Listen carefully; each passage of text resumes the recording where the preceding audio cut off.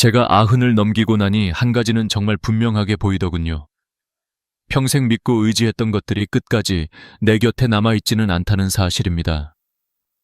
젊을 때는 자식만 잘 키우면 든든할 줄 알았고, 돈만 열심히 모아두면 노후는 안전할 줄 알았고, 건강만 잘 지키면 죽을 때까지 튼튼할 줄 알았습니다.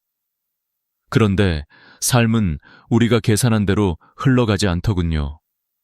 자식들은 저마다 자기 삶을 꾸려가느라 바빠지고, 그토록 어렵게 모아둔 돈은 병원비 앞에서 얼마나 허무하게 사라지는지 몸으로 겪었으며, 아무리 아끼고 챙겨도 늙어가는 몸은 결국 세월의 무게를 견디지 못하고 천천히 금이 가더랍니다.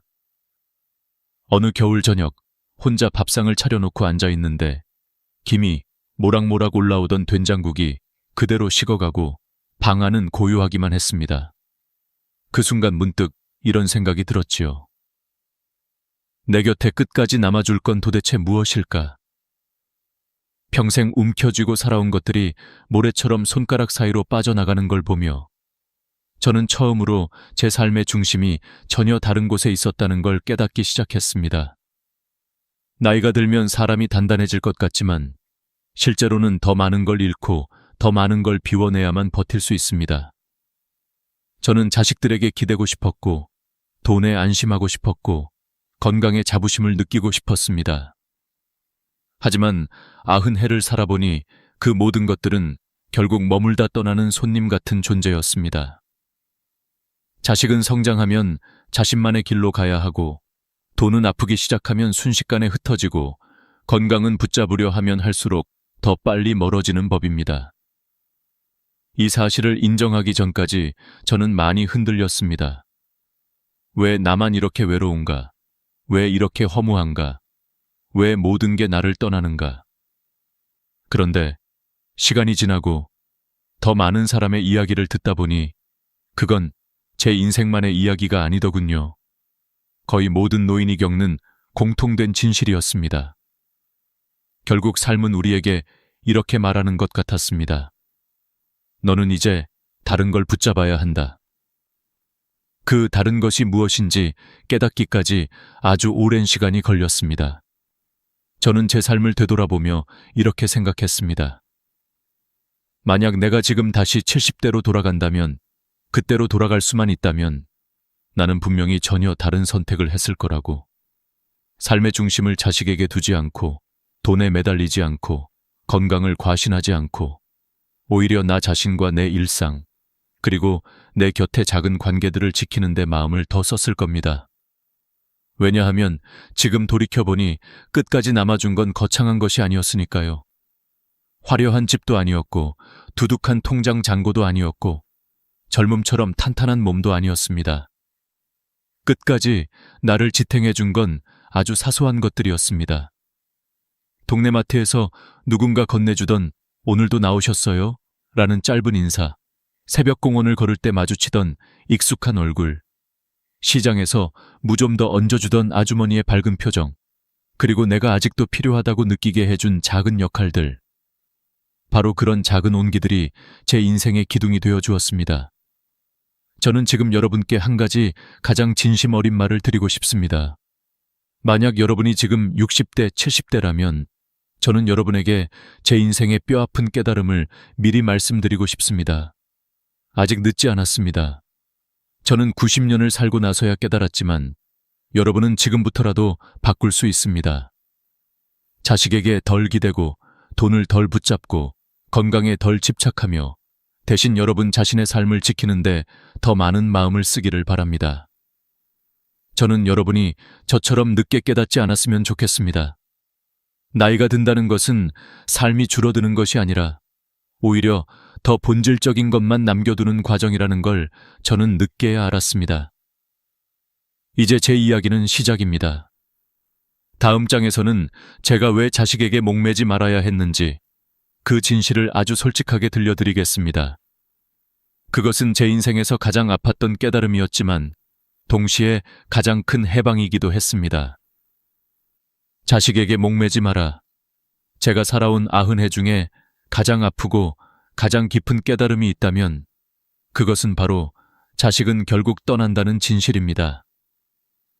이 말이 잔인하게 들릴지도 모르지만 저는 여러분께 그 어떤 꾸밈도 없이 사실 그대로 말씀드리고 싶습니다. 젊었을 때 저는 자식이 내 인생의 전부라고 믿었고 그 아이들을 위해서라면 제 삶이 어떻게 되어도 괜찮다고 생각했습니다. 새벽같이 일어나 밥을 챙기고 학교 보내고 병치레하면 밤새 간호하고 내 옷은 사지 못해도 자식 옷은 아끼지 않았습니다. 그때는 그렇게 하는 것이 부모의 당연한 도리라고 믿었지요. 그리고 마음 한편에는 이런 기대를 숨겨두고 있었습니다. 내가 늙으면 이 아이들이 내 옆에 있어 주겠지. 제가 속았던 게 아니라 그만큼 순진했고 그만큼 절실했습니다. 그런데 시간이 흘러 자식들이 결혼하고 직장을 가지고 가정을 꾸리면서 저는 천천히 한 가지 진실을 마주하게 되었습니다. 자식은 부모의 인생이 중심이지만 부모는 자식 인생의 중심이 아니라는 사실입니다. 처음에는 자식들이 바빠서 자주 못 오는 거라고 스스로를 달랬습니다. 일이 많겠지, 아이 키우느라 정신없겠지, 시간이 지나면 다시 찾아오겠지. 하지만 그 시간은 오지 않았습니다. 결국 명절에도 얼굴 한번 못 보고 지나가는 해가 많아졌고 생일은 전화 한 통으로 끝나기 일쑤였습니다. 옆집 방 노인네도 늘 말씀하셨습니다. 자식이 효도한다는 건 옛말이야. 애들도 먹고 살기 바빠. 그리고 저는 그 말을 듣고 웃어 넘겼지만 속으로는 그 말이 가슴 깊은 곳에 박히는 걸 느꼈습니다. 자식들은 부모를 사랑합니다. 그건 변하지 않는 사실입니다. 하지만 사랑한다고 해서 늘 곁에 있어주는 건 아닙니다.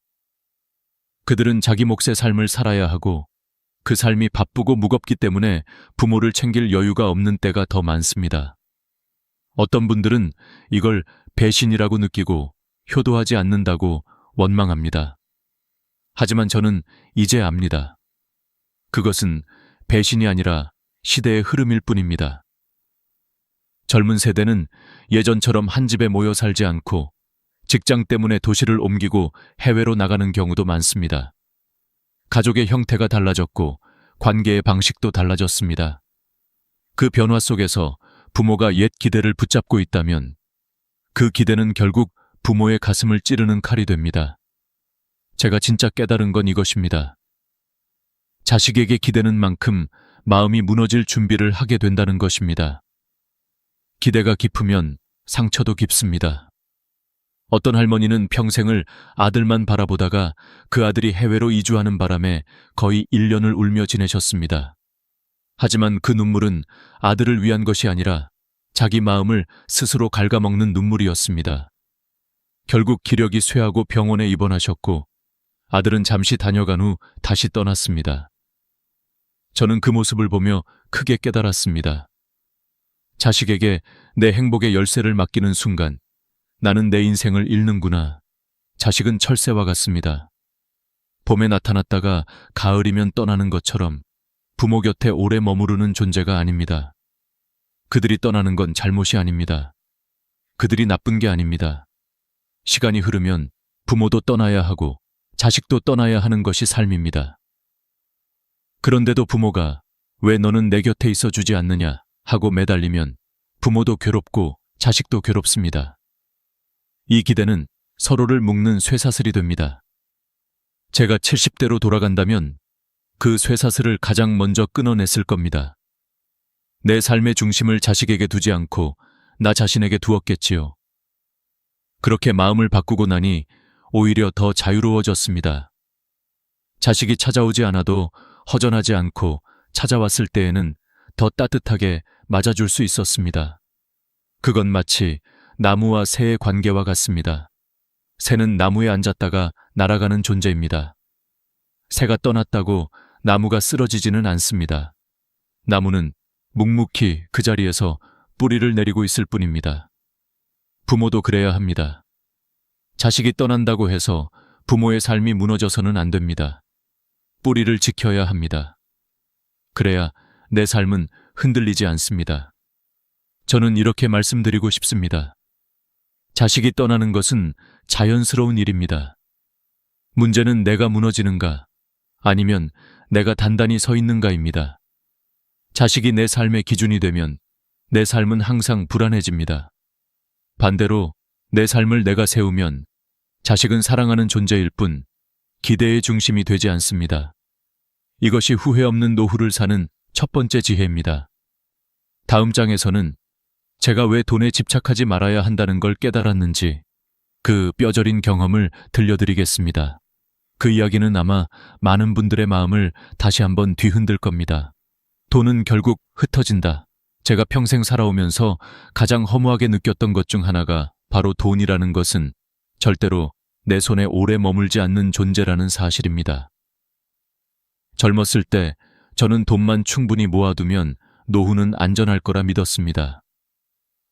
그래서 남들 쉴 때도 손을 놓지 않았고 비 오는 날에도 장사를 나갔고 새벽마다 짐을 나르며 허리가 휘도록 일했습니다. 그렇게 평생 모아둔 돈이 있으니 나는 늙어도 걱정 없겠지. 혹시 병이 와도 잘 버틸 수 있겠지. 아무리 힘든 일이 와도 돈이 날 지켜주겠지. 그렇게 믿었습니다. 그런데 그 믿음이 얼마나 얕은 모래성을 쌓는 일이었는지 저는 늙고 나서야 알게 되었습니다. 어느 날 갑자기 병원에 실려 가보십시오. 평생 모아둔 돈이 일주일 만에 얼마나 빠르게 사라지는지 그 속도를 보고 있으면 정말로 가슴이 덜컥 내려앉습니다. 저는 직접 경험했습니다. 입원비, 검사비, 약값, 간병인 비용. 하나하나가 별것 아닌 것 같지만 그 모든 것이 겹치면 평생 움켜쥐고 살아온 돈이 폭포수처럼 쏟아져 나갑니다. 그때 저는 제 손에 쥐고 있던 것이 돈이 아니라 손가락 사이로 빠져나가는 모래였다는 사실을 뼈저리게 깨달았습니다. 돈을 꽉 움켜쥘수록 오히려 더 빠르게 흩어지더군요. 옆집 김 씨도 그랬습니다. 평생 공장에서 일하며 퇴직금을 하나둘 모아두고 이제는 걱정 없겠다고 말하곤 했습니다. 그런데 아내가 갑자기 쓰러져 몇 년 동안 병원에 오가다 보니 그 든든하던 돈이 순식간에 바닥을 보였다고 하더군요. 남은 건 통장에 찍힌 마이너스 숫자와 마음속에 남은 허무함 뿐이었다고 말했습니다. 그 말을 들으며 저는 고개를 끄덕이지 않을 수 없었습니다. 돈은 붙잡으려 할수록 더 빠져나가는 존재입니다. 여러분, 저는 돈을 나쁘다고 말하려는 게 아닙니다. 노후에 돈이 아예 없으면 당장 생활이 막막해집니다. 기본적인 안전망은 반드시 필요합니다. 하지만 젊었을 때 제가 했던 가장 큰 착각은 이것입니다. 돈만 있으면 된다고, 돈만 있으면 안전하다고, 돈만 있으면 인생이 흔들리지 않을 거라고 믿었다는 점입니다. 그런데 그 믿음은 환상이었습니다. 돈은 늘 빠져나갈 구멍을 찾아갑니다. 의료비, 자식 문제, 집수리, 갑작스러운 사고, 그리고 나를 돌볼 누군가에게 드는 비용까지. 결국 돈은 여기저기로 흘러가고 우리는 결국 돈을 붙잡지 못한 채 남겨집니다. 그래서 저는 지금 돈을 도구로만 생각합니다. 도구란 쓰일 때 의미가 있습니다. 쓰지 않고 움켜쥐면 짐이 됩니다. 통장 숫자를 바라보며 안심하는 것은 진짜 안심이 아닙니다. 오히려 그 숫자가 줄어드는 걸 볼 때마다 더 큰 불안이 생깁니다. 그러나 돈을 내 삶을 더 낫게 만드는 도구라고 생각하면 마음이 훨씬 편안해집니다. 좋은 음식을 먹고 작은 여행을 떠나 마음의 바람을 쐬고 친구와 밥 한 끼 나누고 건강을 위해 꼭 필요한 걸 사는데 돈을 쓰는 것. 이런 것들이 바로 진짜 남는 투자입니다. 저는 평생 모은 돈 중 일부를 사람들과 밥 먹고 좋은 시간을 나누는 데 썼습니다. 그 기억들이 남아 지금도 제 마음을 따뜻하게 해줍니다. 반면 혹시 모를 미래를 위해 아껴두었던 돈은 결국 병원비로 나가버렸습니다. 하나도 남지 않았습니다. 그때 저는 절실히 깨달았습니다. 돈은 쌓아둘수록 불안해지고 쓸수록 관계와 경험이라는 의미가 남는다는 것을. 여러분, 제가 여러분께 꼭 말하고 싶은 것은 이것입니다. 돈은 찰나에 흩어집니다. 하지만 그 돈을 어디에 쓰느냐는 평생 남습니다. 자식에게 보여주려고, 남에게 과시하려고, 남보다 더 많이 가지려고 모은 돈은 결국 내 곁을 떠납니다. 하지만 오늘 내가 나 자신을 위해 관계를 위해, 건강을 위해 의미 있게 쓴 돈은 기억이 되고 따뜻함이 되고 삶의 자산으로 남습니다. 제가 70대로 돌아간다면 저는 돈을 움켜쥐며 불안에 떨지 않았을 겁니다. 대신 돈을 도구로 삼아 삶을 더 편안하고 더 풍족하게 만드는 데 사용했을 것입니다. 병원비로 흩어질 돈을 미리 내 삶을 풍성하게 만드는 데 썼다면 얼마나 좋았을까 하는 후회도 있지만 지금이라도 그 의미를 알고 여러분께 전할 수 있어 다행입니다. 다음 장에서는 아무리 노력해도 끝까지 붙잡을 수 없었던 것, 건강에 대한 이야기를 들려드리겠습니다. 아마 많은 분들이 제 이야기 속에서 자신의 모습을 발견하게 되실 겁니다. 건강 집착의 함정. 제가 살아온 90년의 세월 동안 그리고 수많은 이웃들의 삶을 지켜보면서 가장 깊이 느낀 사실이 있습니다. 그것은 바로 건강은 잡으려 할수록 떠나는 존재라는 것입니다. 젊을 때 저는 이렇게 믿었습니다. 운동만 열심히 하면 늙어서도 끄떡없겠지. 음식만 조심하면 병 하나 없이 살 수 있겠지. 그래서 평생을 건강에 매달리며 살았습니다. 새벽마다 동네 뒷산을 오르고 비가 오나 눈이 오나 빠지지 않고 걸었고 기름진 음식은 멀리하며 몸에 좋다는 것만 찾아 먹었습니다. 제 주변 사람들도 늘 말했습니다. 당신은 오래 살겠네. 병원 갈 일 없겠어. 그 말을 듣는 순간마다 저는 마음 깊이 안심했고 건강만큼은 내가 지켜낼 수 있을 것이라 믿었습니다. 하지만 인생은 그렇게 단순하지 않더군요. 세월은 모든 것을 깎아내려갑니다. 아무리 정성을 들여도 오래된 나무에 금이 가듯 우리의 몸 역시 나이가 들면 천천히, 그러나 분명하게 무너져 갑니다. 제가 가장 충격을 받았던 일은 우리 동네에서 늘 건강을 자랑하던 최 씨의 이야기입니다. 그분은 매일 아침 운동장에서 맨손 체조를 하고 저녁마다 빠르게 걸으며 이웃들에게 건강은 내가 챙긴다고 당당히 말하던 사람이었습니다. 그런데 어느 날 갑자기 쓰러져 응급실로 실려갔고 그 누구도 예상하지 못했던 뇌출혈 진단을 받았습니다. 그는 늘 건강하다고 장담했지만 세월은 그 장담을 가차없이 무너뜨렸습니다. 그 일을 보며 저는 크게 깨달았습니다. 건강은 노력한다고 해서 영원히 붙잡을 수 있는 것이 아니다. WHO 조사에 따르면 65세 이상 노인의 80%가 한 가지 이상의 만성질환을 가지고 있다고 합니다. 즉, 질병은 특별한 것이 아니라 자연스러운 과정입니다. 그러나 우리는 그 사실을 인정하지 못하고 나는 괜찮다, 나는 튼튼하다 라고 스스로를 속이며 살아갑니다. 저도 그랬습니다. 허리가 무너져서 걷지도 못하고 누워만 있을 때 그제야 깨달았습니다. 그동안의 자신감이 아니라 자만이었다는 것을요. 여러분도 아마 비슷한 경험이 있으실 겁니다. 어느 날 갑자기 무릎이 시큰거리고 계단 한 층을 오르는 것이 벅차지고 전이 떨려서 숟가락을 놓칠 때 그제야 우리는 몸이 조용히 보내던 신호를 뒤늦게 이해하게 됩니다. 건강은 절대로 영원하지 않습니다. 그리고 바로 그 사실을 받아들이는 것이 건강관리의 첫 번째 단계입니다. 그렇다고 해서 아무것도 하지 말자는 건 아닙니다. 아주 중요한 차이가 있습니다. 건강을 붙잡으려 하는 삶은 불안하지만 건강을 관리하며 받아들이는 삶은 평온합니다. 저는 이제 다음과 같은 태도를 선택합니다. 운동은 집착이 아니라 습관으로, 음식은 약처럼 강박적으로 먹지 않고 즐거움으로, 병원은 두려움의 장소가 아니라 관리의 도구로. 저는 병원을 무서워했던 사람이었습니다. 혹시 이상한 병이 나올까봐, 혹시 입원하게 될까봐 검사를 미루고 또 미루었습니다. 하지만 90살을 넘기고 보니 검사가 무서운 것이 아니라 검사를 하지 않는 것이 더 무섭다는 사실을 깨달았습니다. 병은 초기에 잡으면 낫지만 늦게 발견하면 목숨을 앗아갑니다. 제 주변에서도 병을 숨기고 증상을 견디다 결국 큰일을 당한 이들을 많이 봤습니다. 그래서 저는 여러분께 꼭 말씀드립니다. 병원을 두려워하지 마십시오. 병원은 죽음을 확인하는 곳이 아니라 삶을 지켜주는 곳입니다. 또 하나, 건강에 집착하는 사람들이 가장 자주 하는 실수가 있습니다. 바로 자신의 나이를 인정하지 않는 것입니다. 나이가 들면 당연히 체력이 떨어지고 속도가 느려지고 예전처럼 오래 걷기 어렵습니다. 그런데 그것을 실패라고 생각하고 억지로 젊은 사람처럼 움직이려 하면 오히려 몸을 망칩니다. 저는 그 진실을 뒤늦게 깨달았습니다.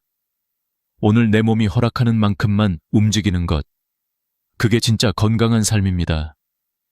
여러분, 제가 90해를 살아보니 이런 사실을 알게 되었어요. 건강은 우리의 것이 아니라 세월에게 잠시 빌려 쓰는 것입니다. 그러니 떠나가는 건강을 붙잡으려고 발버둥치기보다 남아있는 건강을 감사하며 살아가는 것이 훨씬 지혜롭습니다. 아무리 건강했던 사람도 어느 날은 병원 침대에 누울 수 있습니다. 아무리 관리해도 세월은 피할 수 없습니다. 하지만 마음은 다릅니다. 몸이 무너져도 마음이 무너지지 않는 사람은 끝까지 품위를 지키며 살아갈 수 있습니다. 다음 장에서는 제가 마지막까지 붙잡으려 노력했던 것, 그리고 결국 저를 지탱해준 진짜 관계와 품위에 대한 이야기를 들려드리겠습니다. 인생 마지막에 남는 단 하나, 그게 무엇인지 아마 많은 분들이 공감하게 되실 겁니다. 관계와 품위의 힘. 제가 90살을 넘기고 보니 결국 사람을 지탱해주는 힘은 돈도 아니고 건강도 아니고 자식도 아니었습니다. 마지막 순간까지 내 곁에 남아준 것은 관계, 그리고 그 관계를 대하는 나의 태도, 즉 품이었습니다. 나이가 들수록 외로움은 병처럼 스며듭니다. 하지만 외로움은 사람이 없어서 생기는 게 아니라 나를 기억해주는 사람이 단 한 명도 없다고 느낄 때 깊어집니다. 그래서 저는 인생 후반부를 살아가는 모든 분들께 꼭 말하고 싶습니다. 관계는 나이 들수록 자연스럽게 줄어드는 것이 아니라 의도적으로 지켜야 하는 것입니다. 제가 남편을 떠나보내고 처음 맞은 겨울이 있었습니다. 집안은 적막했고 TV 소리만 쓸쓸하게 울렸습니다. 밥을 차려도 식탁은 차갑고 시간을 보내도 마음은 텅 비어 있었습니다. 그러던 어느 날 동네 마트의 계산대에서 늘 보던 아주머니가 제게 이렇게 말했습니다. 할머니, 오늘도 나오셨네요. 날씨가 추워요. 감기 조심하세요. 단 몇 마디였지만 그 말이 제 마음을 단숨에 울려버렸습니다. 아, 누군가가 여전히 나를 기억해주고 있었구나. 그 짧은 인사가 그날 밤 제 마음의 온도를 몇 도나 올려주었습니다. 또 있습니다. 시장에서 늘 마주치던 채소 가게 아저씨가 있었습니다. 제가 다가가면 늘 오늘은 무가 참 싱싱해요. 이거 가져가세요. 하고 말하며 웃어주곤 했습니다. 그 말이 왜 그렇게 따뜻하게 들렸는지 아십니까? 마치 이렇게 말해주는 것 같았기 때문입니다. 당신은 여전히 이 동네에 필요한 사람입니다. 저는 그 작은 말들이 얼마나 큰 힘이 되는지 그 나이가 되어서야 알았습니다.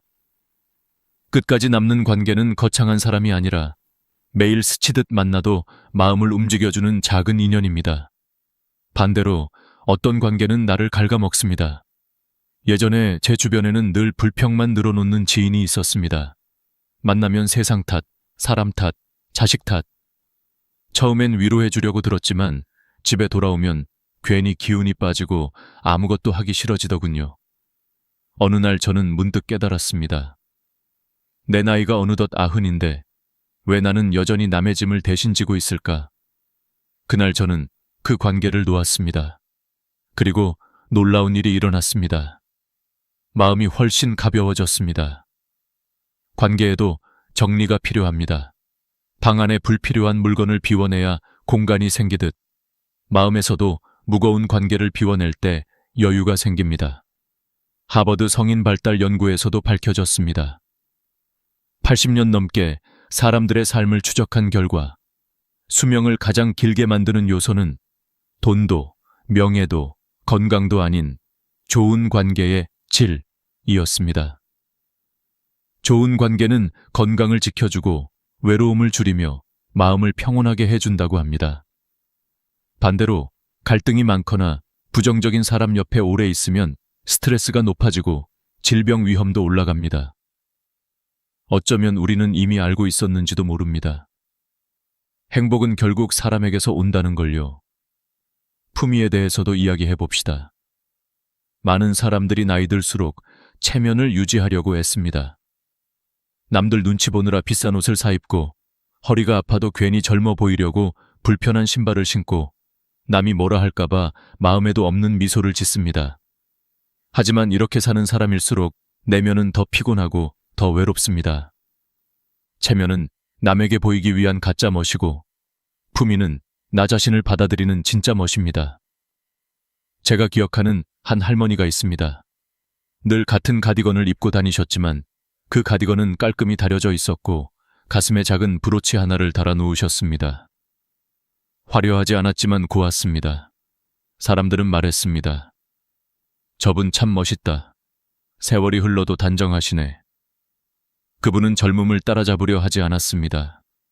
대신 자신의 나이를 자연스러움으로 받아들이고 그 안에서 자신만의 멋을 만들어냈습니다. 그게 바로 품위입니다. 품위는 나이를 가리지 않고 오히려 나이를 먹을수록 더 빛나는 힘을 갖습니다.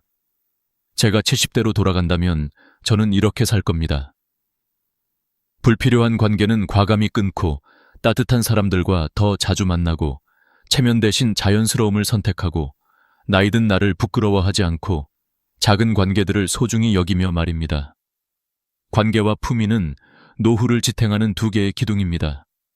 하나는 나를 외로움에서 지켜주고 다른 하나는 나를 초라함에서 지켜줍니다. 이 두 가지가 튼튼하면 비록 혼자 살아도 마음이 허물어지지 않습니다. 다음 장에서는 제가 끝내 붙잡은 마지막 지혜, 오늘을 사는 힘, 그리고 노후를 따뜻하게 만드는 근본적인 지혜를 들려드리겠습니다.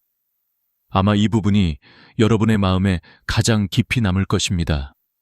제가 90해를 살아오며 끝내 깨달은 마지막 진실이 있습니다. 그것은 아주 단순하지만 그 단순함 때문에 평생을 돌아 돌고 난 뒤에야 비로소 이해하게 된 말입니다. 노후를 지탱하는 가장 큰 힘은 오늘을 사는 능력이다. 자식도 떠나고 돈도 흩어지고 건강도 서서히 무너지고 친구들도 하나둘 사라지는 시간이 찾아옵니다. 그때 많은 이들은 마음속에 커다란 구멍이 생긴 것처럼 느끼고 내 인생은 이제 끝났다고 생각합니다. 그러나 제가 살아보니 그 구멍을 메우는 방법은 거창한 것이 아니라 오늘을 채우는 일이었습니다. 내일을 두려워하며 살면 삶은 무너지고 오늘을 살아내면 삶은 다시 조금씩 바로 세워집니다. 제가 잘 아는 철수 어르신의 이야기를 들려드리겠습니다. 그분은 은퇴 후 집에서 하루 종일 TV만 보며 지내셨습니다. 젊었을 때는 회사에서 큰 소리치며 후배들을 이끌던 분이었지만 은퇴 후에는 아무도 찾지 않고 자식들도 바쁘다는 이유로 전화 한 통조차 뜸해졌습니다. 그렇게 시간이 흐르자 마음이 점점 시들어갔습니다. 그런데 어느 날 동네 복지관에서 자원봉사자를 찾는다는 이야기를 듣고 반쯤 억지로 나가보셨습니다. 그곳에서 한 직원이 말하더군요. 어르신이 계셔서 너무 든든합니다. 그 한마디에 철수 어르신의 표정이 환하게 밝아졌습니다. 왜일까요? 자신이 여전히 필요한 사람이라는 감각이 되살아났기 때문입니다. 그는 그날 이후 매주 정해진 시간에 복지관을 찾았고 누군가에게 도움을 줄 수 있다는 사실이 그의 삶을 다시 일으켜 세웠습니다. 저는 그 모습을 보며 깨달았습니다. 노후의 삶을 살리는 것은 큰 성공이 아니라 작은 역할이다. 손주 숙제를 잠깐 도와주는 일, 매일 아파트 복도에 물을 뿌려주는 일, 아픈 친구에게 따뜻한 말 한마디 건네는 일, 동네 모임에서 회비를 걷는 일, 이런 사소한 역할들이 마음의 불씨를 만들어줍니다. 불씨는 작아도 밤을 밝혀주고 마음을 데워주는 법입니다. 노후에 반드시 필요한 건 그 불씨입니다. 또한 저는 수많은 이웃을 보며 한 가지 더 확실히 배웠습니다. 후회는 마음을 늙게 만들지만 오늘을 붙잡는 것은 마음을 젊게 만든다는 사실입니다. 제가 아는 순자 할머니는 평생 남편에게 사랑한다는 말을 한 번도 제대로 하지 못했다고 늘 후회했습니다.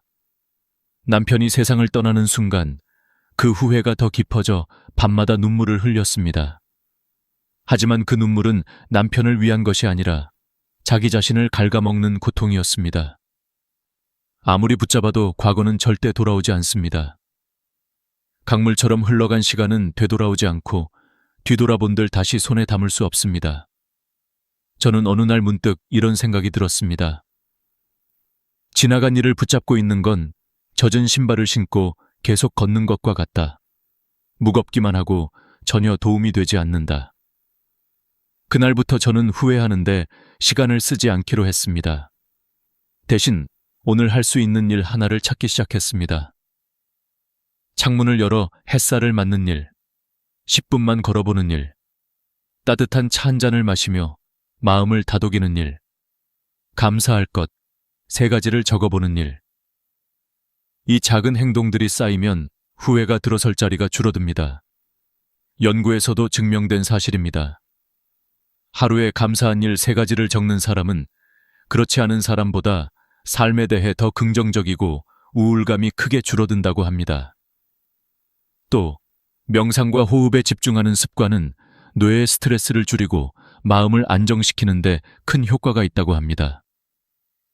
이 모든 것이 결국 오늘을 사는 힘을 키워주는 도구들입니다. 마지막으로 제가 여러분께 꼭 남기고 싶은 지혜가 있습니다. 노후를 지키는 데 필요한 돈은 많은 돈이 아니라 견딜 만큼의 최소한의 돈이다. 저는 젊었을 때 욕심껏 많이 모아야 안전하다고 믿었지만 지금 돌아보면 그럴 필요가 전혀 없었습니다.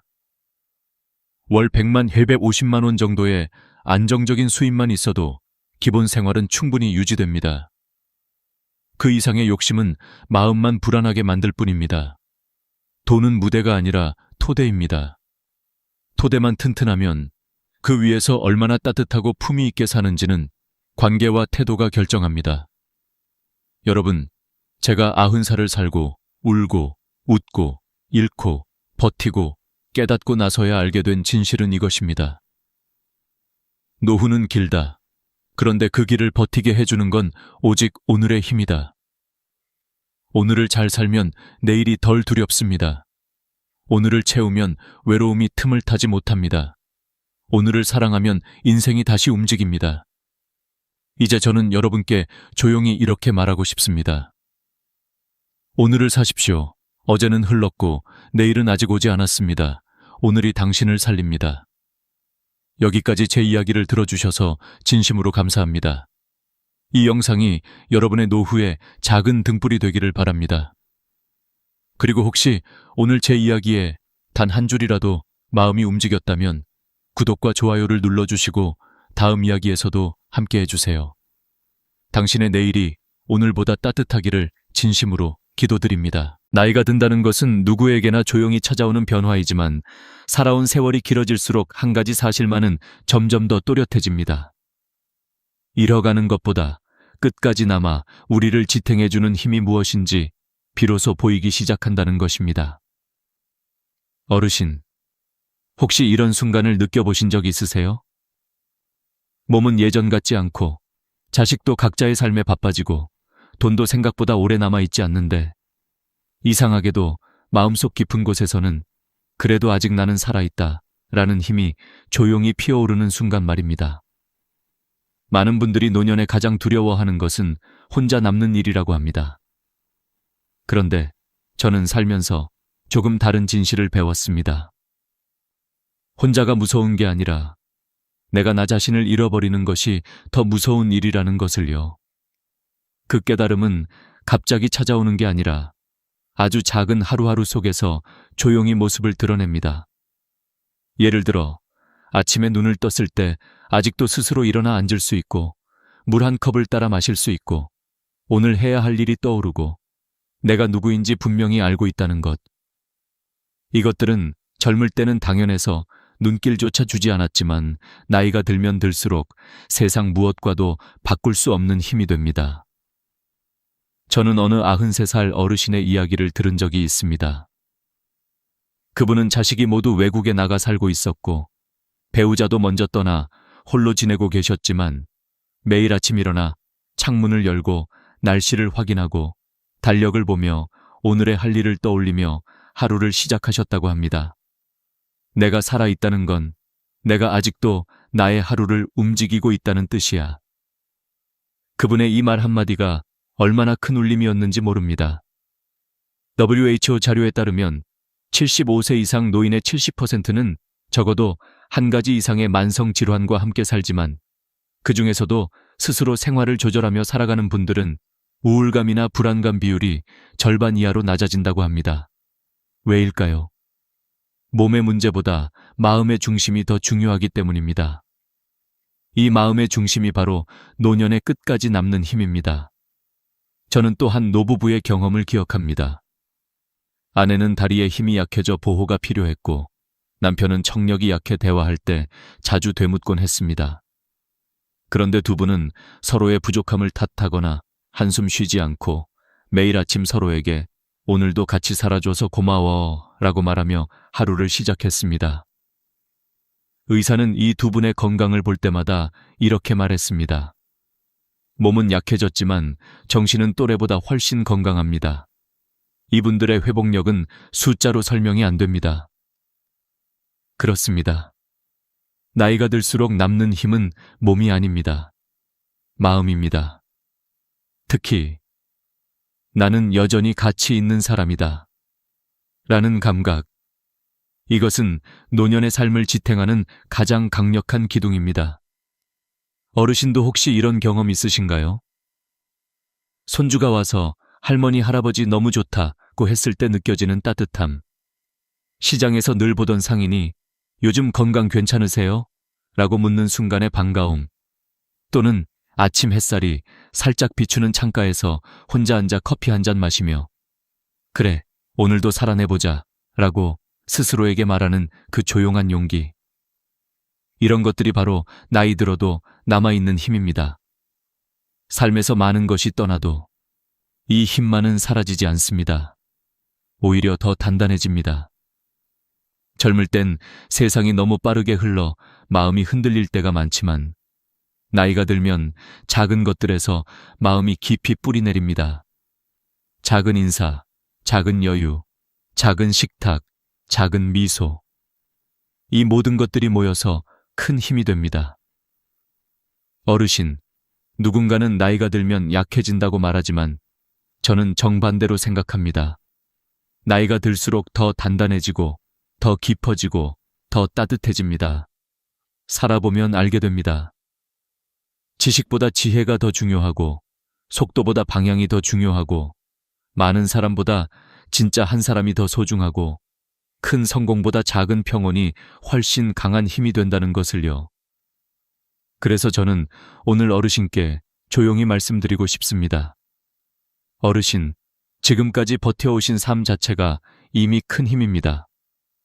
몸이 조금 느려져도 괜찮고 기억이 조금 흐려져도 괜찮고 혼자 있는 시간이 늘어나도 괜찮습니다. 중요한 건 아직도 어르신의 마음이 살아있다는 것, 그리고 그 마음이 어르신을 지탱하고 있다는 사실입니다. 나이가 들어도 남는 힘은 결국 삶을 사랑하는 마음입니다. 세월은 몸을 약하게 만들지 몰라도 그 마음만은 더 단단하게 다듬어줍니다. 이 마음을 지키는 한 노년은 절대 약하지 않습니다. 오히려 가장 강한 시기입니다. 사람이 나이 들어가면서 가장 먼저 두려워하는 것이 무엇일까요? 바로 몸이 예전 같지 않다는 사실을 마주하는 순간입니다. 예전에는 아무렇지 않게 걸어나가던 길이 이제는 조금만 경사가 있어도 다리에 힘이 빠지고 잠깐만 서 있어도 허리가 뻐근하고 무릎에서 딱 하는 소리가 나기도 합니다. 그런데 어르신 중에는 여전히 지팡이 없이 걸어다니고 아침에 일어나 두 다리로 단단히 균형을 잡고 장을 보러 나갔다가도 서너 군데 가게를 들러 천천히 둘러보며 몸을 움직이시는 분들이 계십니다. 이런 모습은 절대 평범한 게 아닙니다. 의학적으로도 70세 이후에 지팡이 없이 균형을 유지하고 일정 거리를 스스로 걷는 능력은 전체 노년층 중 약 2호소 30%만이 안정적으로 유지한다고 합니다. 즉 지금도 스스로 걸어다니고 계시다면 어르신의 심장노의 근육 관절이 아직도 서로 잘 맞물려 돌아가고 있다는 놀라운 증거인 것이죠. 걷기는 단순한 움직임이 아닙니다. 뇌에서 걸어라 라는 신호를 보내면 다리 근육이 반응하고 관절이 부드럽게 따라 움직여야 하며 심장에서는 피를 빠르게 공급해야 합니다. 이 세 개가 동시에 조화를 이루어야 걸음이 나오는 것입니다. 그러니 오늘도 스스로 일어나 걷고 계시다면 정말 스스로 칭찬하셔도 됩니다. 이것은 아무에게나 있는 능력이 아니기 때문입니다. 기억력도 마찬가지입니다. 나이가 들면 제일 먼저 흔들리는 게 머리라고들 하지요. 하지만 어르신 중에는 손주 생일을 잊지 않으시고 병원 예약 날짜를 따로 메모해두지 않아도 생각이 나고 오늘이 몇 월 며칠인지 요일이 무엇인지 또렷하게 기억하시는 분들이 계십니다. 이것도 대단한 능력입니다. 왜냐하면 70세 이후에 단기 기억력과 일정 처리 능력을 유지하는 것은 뇌세포 간 연결이 아직 살아있다는 뜻이거든요. 실제로 뇌과학 연구에서는 매일 신문을 읽거나 TV 뉴스를 집중해서 보거나 하루에 10분이라도 대화를 지속하는 분들이 그렇지 않은 분들보다 인지기능 감퇴 속도가 40%나 더 늦다고 합니다. 즉, 어르신이 지금도 주변 이야기에 귀 기울이고 머리를 쓰고 계시다면 그 자체가 뇌 건강을 위한 훌륭한 운동입니다. 또 요리를 한다는 것 역시 나이가 들수록 어려워지는 능력입니다. 냄비에 물을 올리고 반찬을 준비하고 채소를 씻고 불을 조절하는 이 전 과정은 사실 매우 복잡한 두뇌 활동입니다. 계획하기, 기억하기, 손 근육 조절하기, 안전 판단하기가 동시에 이루어져야 하거든요. 게다가 나이가 들수록 손의 힘도 줄고 감각도 둔해지기 때문에 사소한 부주의도 사고로 이어질 수 있습니다. 그런데도 지금도 반찬 몇 가지를 뚝딱 만들고 혼자 드시는 날에도 밥상을 차려 천천히 식사하신다면 그것만으로도 어르신은 몸과 마음이 서로 연결되어 있다는 증거입니다. 식사를 챙긴다는 것 자체가 나는 아직도 나를 돌볼 힘이 있다 라는 선언과도 같습니다. 실제로 노년층 건강 연구에서는 혼자 사는 노인의 우울감과 신체 기능, 저하의 가장 큰 원인이 제대로 된 식사를 하지 않는 것이라고 밝혀졌습니다. 즉 스스로 밥을 준비하는 습관만 유지해도 삶의 질이 월등히 높아진다는 뜻이지요. 어르신, 몸은 솔직합니다. 아프면 아프다고 말하고 힘이 없으면 없다고 말합니다.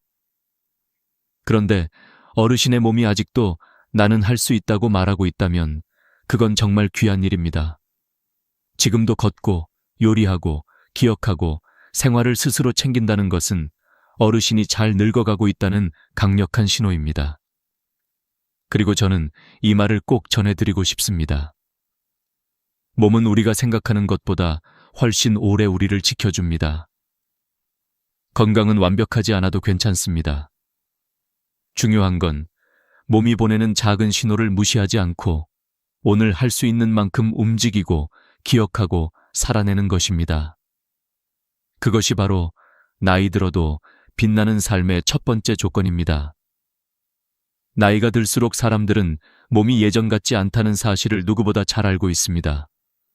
하지만 진짜 지혜로운 어르신들은 건강이 서서히 무너지는 순간조차 삶을 다시 바라보는 기회로 삼습니다. 저는 오늘 어르신께 그 이야기를 전하고 싶습니다. 건강은 우리가 붙잡으려 하면 할수록 더 멀어지고 지나친 자신감이나 불안은 오히려 몸을 더 약하게 만들곤 합니다. 그러나 몸이 보내는 신호를 겸손하게 받아들이고 바르게 대응하면 노년의 삶은 다시 단단해질 수 있습니다. 어르신, 혹시 이런 경험 있으신가요? 어느 날 갑자기 무릎이 내려앉는 느낌이 들고 손가락이 생각보다 잘 움직이지 않고 예전처럼 빠르게 걷고 싶어도 몸이 따라주지 않을 때요. 이건 단순한 노화가 아니라 몸이 이제는 조금 천천히 가도 괜찮다라고 알려주는 신호입니다.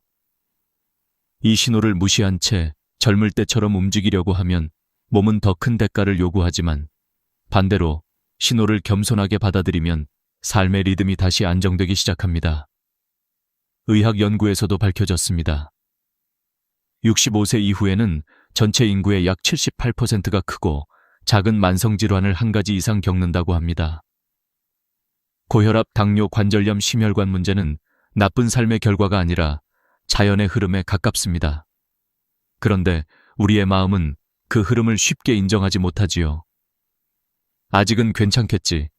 나는 아직 젊어 하며 무리하다가 오히려 더 큰 병을 초래하는 경우가 많습니다. 실제로 제 이웃 아주머니는 매일 산을 오르며 나는 평생 병원에 안 갈 거야 라고 장담하곤 하셨습니다. 그런데 어느 날 산 정상에서 갑작스러운 어지러움으로 쓰러져 응급실에 실려가셨죠. 그분이 나중에 하신 말씀이 있습니다. 몸은 나보다 정직하더라. 나는 속이려 했지만 몸은 이미 알고 있었어. 어르신, 몸은 절대 거짓말을 하지 않습니다. 무릎이 아프면 쉬라는 뜻이고, 숨이 차다면 속도를 늦추라는 의미이고, 기억이 흔들리면 머리를 조금 더 쉬게 하라는 신호입니다. 이런 신호를 받아들이는 사람이 바로 현명한 사람입니다. 건강을 잃어본 사람만이 깨닫습니다. 건강은 잡는 것이 아니라 관리하는 것, 그리고 관리한다는 건 무리해서 지키는 게 아니라 상황을 인정하는 태도를 기르는 일이라는 것을요. 어떤 의사는 이렇게 말했습니다. 노인의 건강관리에서 가장 위험한 것은 지나친 자신감과 지나친 불안입니다. 자신감이 과하면 넘어지고 불안이 과하면 아무것도 못합니다. 균형이 중요하지요. 그래서 건강을 지키는 가장 좋은 방법은 거창한 운동이 아닙니다. 몸이 허락하는 만큼 꾸준히 움직이는 것입니다. 하루 20분 걷기, 가벼운 스트레칭, 작은 근력 운동, 이 정도가 오히려 가장 효과적입니다. 미국 의학협회에서도 70대 이상의 시니어에게 권장하는 운동 기준은 아주 단순합니다. 무리하지 않을 것, 숨이 과하게 차지 않을 것, 쓰러질 위험이 없는 환경에서 할 것, 이 세 가지만 지키면 됩니다. 그러나 운동보다 더 중요한 것이 있습니다. 바로 몸을 인정하는 마음가짐입니다. 제가 아는 칠순 어르신은 허리가 심하게 아픈 날이면 이렇게 말씀하십니다. 허리가 아픈 건 내 몸이 오늘은 쉬라고 하는 거야. 괜히 억지로 움직이면 내일은 아예 못 움직여.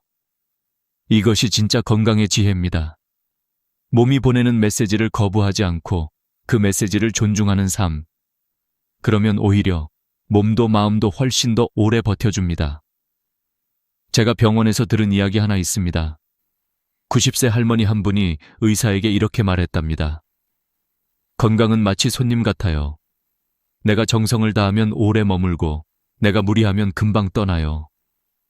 그 의사는 그 말을 의학적으로 설명하면 이렇게 된다고 했습니다. 몸은 부담을 싫어합니다. 너무 적게 움직여도 떠나고 너무 많이 움직여도 떠납니다. 적당히, 꾸준히가 답입니다. 어르신, 건강이 떠나는 것이 무서운 게 아니라 그 사실을 인정하지 않는 마음이 더 위험한 것입니다. 우리는 살아오며 많은 것을 붙잡으려 했지만 이젠 붙잡지 않고 받아들이는 법을 배워야 할 때입니다. 건강은 완벽하게 지키는 것이 불가능합니다. 하지만 무너지지 않게 붙잡는 건 가능합니다. 오늘 내가 할 수 있는 만큼만 움직이고 오늘 내 몸이 허락하는 만큼만 먹고 쉬고 오늘 내 마음이 감당할 수 있는 만큼만 걱정하는 것. 이런 태도가 건강을 지키는 가장 조용하고도 강력한 방법입니다. 어르신, 혹시 오늘도 작은 통증을 느끼셨나요?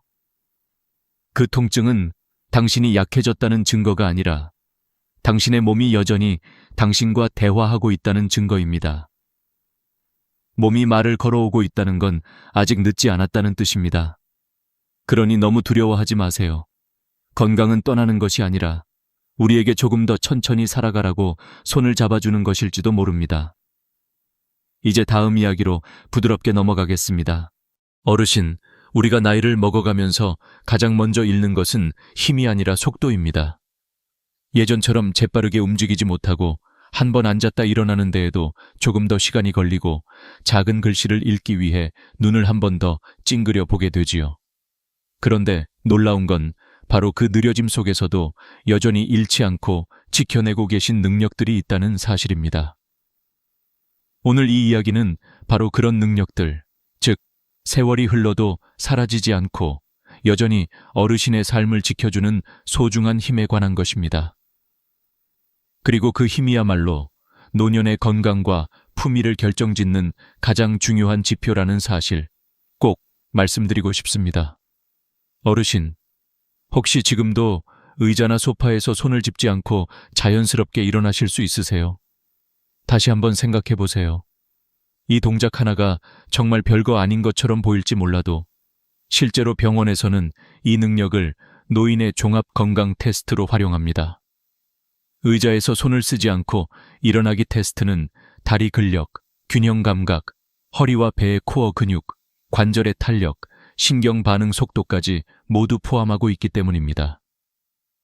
예전에 국립재활원에서 발표한 자료에서도 65세 이상 어르신 중 손을 짚지 않고 일어날 수 있는 사람은 그렇지 못한 사람보다 낙상 위험이 40% 낮다고 나왔습니다. 즉, 단순한 동작이 아니라 넘어지지 않는 몸, 스스로 버틸 수 있는 몸을 의미하는 것이지요. 특히 어르신들이 가장 두려워하는 것 중 하나가 바로 넘어지는 사고입니다. 한번 넘어지면 고관절 골절이 생기고 움직임이 줄어들고 그로 인해 근육이 약해져 다시 넘어질 확률이 높아지는 악순환이 시작되죠. 그래서 의자에서 손 없이 일어나는 능력은 단순한 체력이 아니라 내가 아직 내 몸을 스스로 지킬 수 있다는 증거입니다. 오늘 아침에도 손을 짚지 않고 일어나셨다면 어르신은 이미 많은 분들보다 훨씬 튼튼하고 멋지게 나이 들고 계신 겁니다. 그리고 또 하나 놀라운 능력이 있습니다. 바로 돋보기를 찾지 않고도 책이나 신문을 읽을 수 있는 것. 어르신, 이게 얼마나 큰 축복인지 아십니까? 나이가 들면 누구나 시력이 떨어지고 백내장, 황반변성 같은 질환이 찾아오기 쉽습니다. 실제로 대한한과학회에서는 60세 이상 인구의 절반 이상이 백내장 초기 증상을 가지고 있다고 밝힌 바 있습니다. 그런데도 여전히 신문을 자연스럽게 읽고 TV 자막을 놓치지 않고 약봉투에 적힌 글자까지 또렷하게 볼 수 있다면 이는 단순히 눈만 좋은 게 아닙니다. 그건 뇌와 눈이 아직도 훌륭하게 협력하고 있다는 뜻입니다. 눈은 외부에서 정보를 받아들이고 뇌는 그것을 즉각적으로 해석합니다. 즉, 시력이 좋다는 것은 시력 그 자체만이 아니라 어르신의 인지 능력과 신경계 전체가 건강하다는 신호이기도 하지요. 게다가 글씨를 또렷하게 볼 수 있다는 것은 곧 삶을 스스로 관리할 수 있다는 의미입니다. 약 시간 확인하고 병원 진료 날짜 체크하고 문자 내용을 읽고 필요한 정보를 스스로 챙길 수 있다는 것. 이것은 자립이라는 가장 소중한 능력으로 이어집니다. 그리고 또 하나 중요한 능력이 있습니다. 바로 균형 감각입니다. 어르신이 평소에 앉았다 일어날 때 어지럽지 않고 걸을 때 휘청거리지 않고 계단을 내려갈 때도 무서워하지 않는다면 이 또한 엄청난 힘입니다. 균형 감각은 나이가 들수록 가장 빠르게 약해지는 기능 중 하나인데 이를 지켜내고 계시다는 건 몸을 아주 잘 관리해 오셨다는 뜻이지요. 예전에 78세 할머니 한 분이 계셨습니다. 주변 사람들은 그 나이에 어떻게 그렇게 잘 걸으세요? 하고 놀라곤 했습니다. 그 할머니는 이렇게 말씀하셨습니다. 빨리 가지는 못해도 천천히 흔들리지 않게 가는 게 중요해. 속도보다 중심이 더 소중한 나이가 있거든. 그 말을 들으며 저는 깨달았습니다. 나이가 들면 우리는 속도를 잃지만 중심을 잡는 힘은 더 깊어질 수도 있다는 것을요. 어르신이 지금도 몸을 곧게 세우고 의자에서 일어나고 돋보기 없이 글자를 읽고 균형 있게 걷고 있다면 그건 단순한 유지가 아니라 지키고 있는 것입니다. 나이가 들면 얻는 것보다 지키는 것이 더 어렵습니다.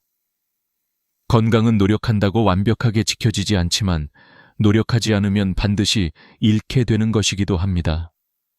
그러니 오늘도 스스로 움직이고 읽고 일어서고 걷고 계시다는 사실은 그 자체로 박수 받아야 하는 일입니다. 어르신, 느려졌다고 해서 약해진 것이 아닙니다.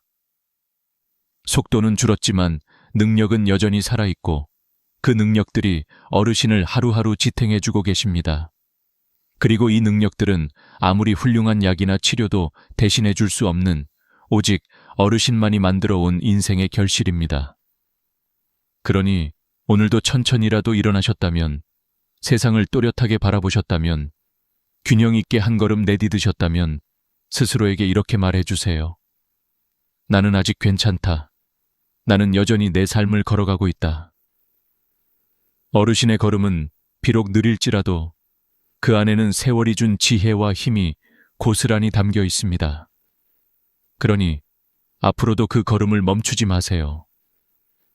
속도보다 중요한 건 방향이고 체력보다 중요한 건 의지이며 무엇보다 중요한 건 여전히 나답게 서 있을 수 있다는 사실입니다. 어르신, 살아오신 세월을 돌아보면 몸이 늙는 것보다 마음이 늙는 게 더 무섭다는 말을 자주 들으셨을 겁니다. 사실 노년을 가장 밝게 빛나게 하는 건 근육의 힘도, 재산의 크기도, 자식의 효도도 아닙니다. 바로 마음을 젊게 만들어주는 그 보이지 않는 힘, 호기심과 긍정이라는 두 가지 날개입니다. 이 두 가지는 눈으로는 보이지 않지만 삶 전체를 지탱하는 가장 강한 기둥이지요. 많은 분들이 이렇게 말씀합니다. 나이 들면 다 귀찮아져. 새로운 건 몰라도 돼. 그냥 조용히 살아야지. 하지만 저는 그렇게 사는 노년보다 더 아쉽고 더 위험한 노년이 없다고 생각합니다. 왜냐하면 마음이 굳어지고 다치는 순간 사람은 살아있어도 이미 반쯤 멈춰버린 삶을 살게 되기 때문입니다. 어르신, 혹시 요즘도 작게라도 이런 생각을 해보신 적 있으세요? 이건 왜 이럴까? 저건 어떻게 하는 거지? 한번 배워볼까? 바로 이 짧은 질문 하나가 마음의 나이를 되돌려 놓습니다. 무언가를 알고 싶어 하는 마음, 무언가를 다시 시작해보고 싶은 마음, 이 작은 떨림 하나가 어르신의 하루를 다시 살아있게 만듭니다. 실제로 인지의학 연구자료를 보면 65세 이후에도 호기심과 배움의 의지가 유지되는 사람은 그렇지 않은 사람보다 치매 발병률이 약 40% 낮아진다는 결과가 있습니다. 뇌는 근육과 같아서요. 쓰면 쓰는 만큼 더 단단해지고 멈추면 멈추는 만큼 더 빠르게 노화가 찾아옵니다. 그래서 작은 호기심 하나가 뇌를 깨우고 마음을 일으켜 세우는 귀한 힘이 되는 거죠. 또 긍정의 힘도 빼놓을 수 없습니다. 의학 연구에서는 매일 감사한 일을 하나씩 떠올리는 노인은 스트레스 호르몬 수치가 23%나 감소한다고 하죠. 이건 단순한 기분 문제가 아니라 몸 전체의 회복력과 면역력에 직접적인 영향을 주는 매우 중요한 요소입니다. 어르신이 오늘 아침 눈을 떴을 때 아직도 걸을 수 있다는 사실, 식탁 위에 따뜻한 국 하나쯤을 먹을 수 있다는 사실, 손주가 전화를 걸어주는 작은 기쁨, 이 모든 게 마음의 약이 됩니다. 어떤 할머니가 계셨습니다. 주변 사람들은 다들 이 나이에 뭘 더 배우냐고 말할 때 그분은 스마트폰으로 사진을 찍는 법을 배웠어요. 처음엔 손가락이 어색해서 자꾸 잘못 눌렀지만 결국 손주에게 사진을 보내며 이렇게 말하셨습니다. 할머니도 이제 너한테 사진 보내줄 수 있다. 그 한마디에 손주가 얼마나 기뻐했는지 몰라요. 그 할머니는 말했습니다. 새로운 걸 배우려고 하니까 삶이 다시 밝아지더라. 저는 그 말을 잊을 수 없습니다. 또 어떤 할아버지는요, 70세가 넘어서 꽃 이름 외우는 취미를 시작하셨습니다. 동네 공원을 걸을 때마다 핸드폰으로 사진을 찍고 집에 와서 그 꽃의 이름을 찾아보는 거예요. 그러다 어느 날 손주에게 이렇게 말했답니다. 이건 산수국이고 저건 도라지꽃이야. 손주는 깜짝 놀라며 이렇게 대답했죠. 할아버지 멋있다.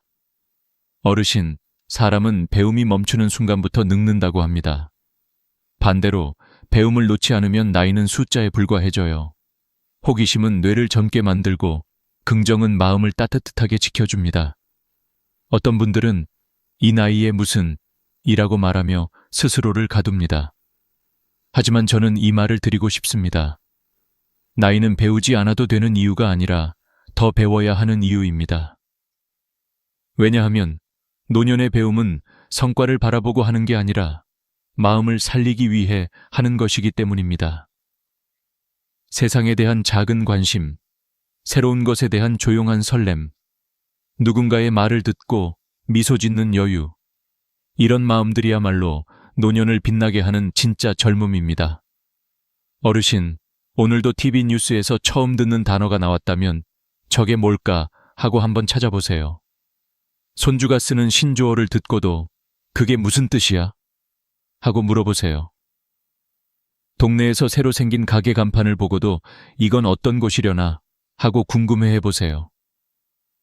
그렇게 마음이 움직이는 순간 나이는 더 이상 어르신을 묶어두지 못합니다. 호기심은 삶을 다시 활짝 열어주는 열쇠이고 긍정은 그 길을 편안히 걸어가게 하는 따뜻한 바람입니다. 그리고 어르신은 이미 그 힘을 마음속에 가지고 계십니다. 이제 남은 건 그 힘을 매일 조금씩 꺼내 쓰는 일뿐이지요.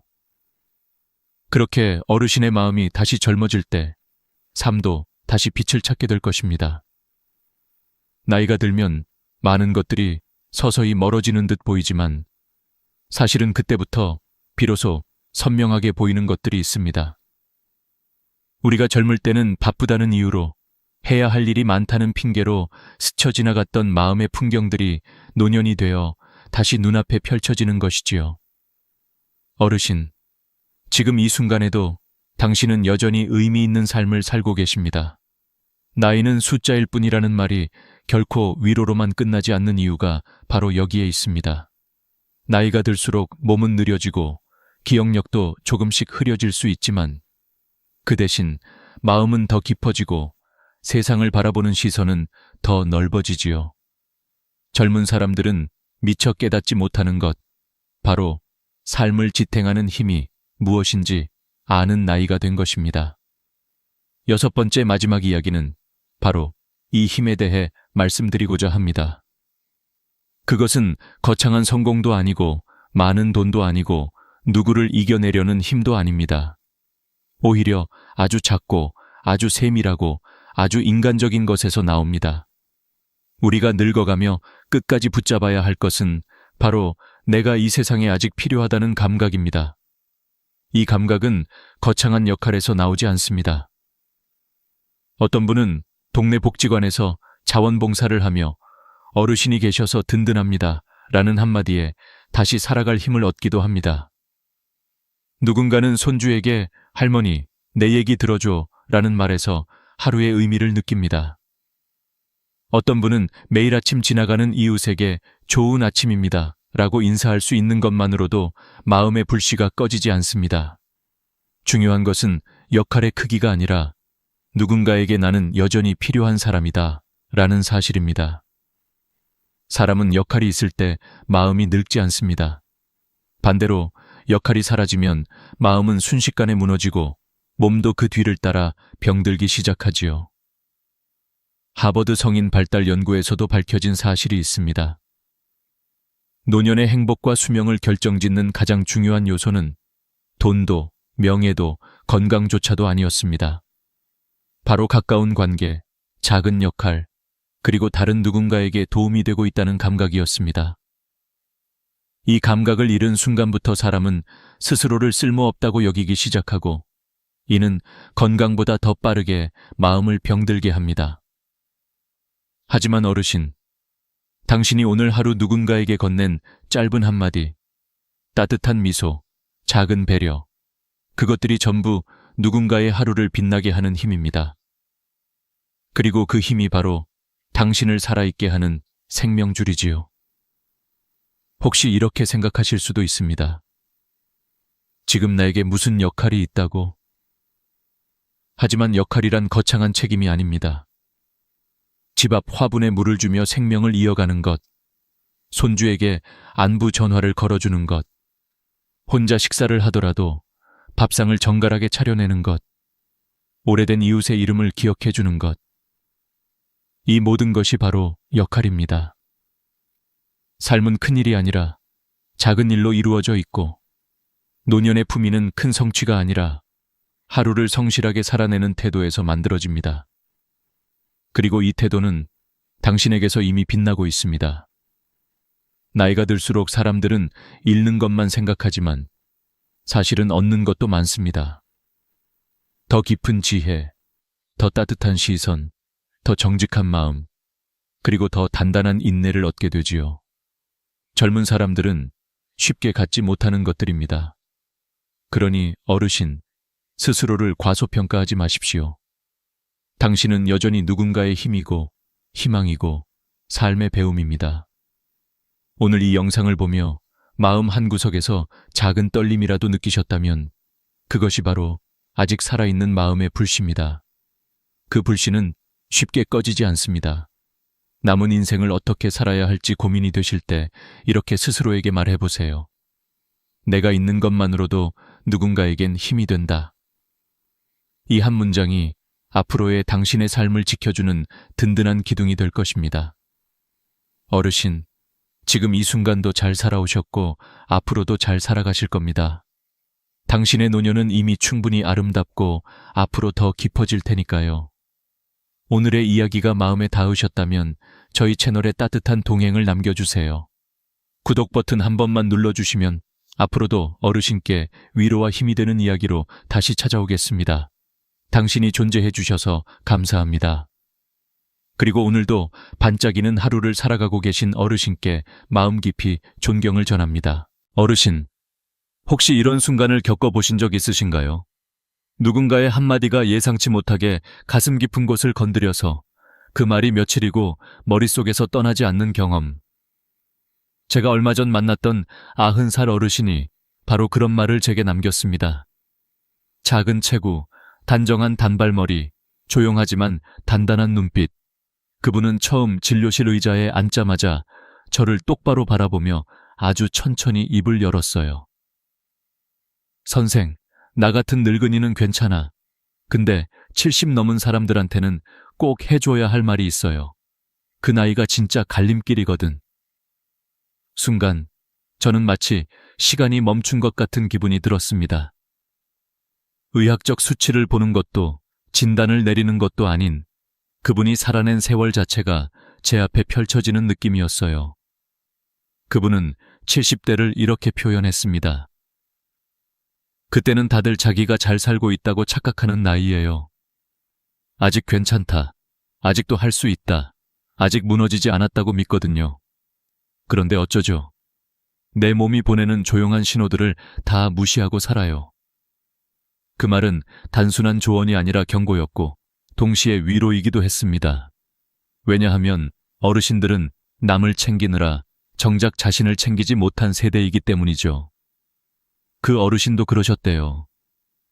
70이 넘어서도 남편 챙기고 자식 손주 돌보고 명절이면 새벽부터 부엌에서 하루를 보내고 몸이 아파도 이따 쉬면 되지 하면서 참고 또 참았다고요.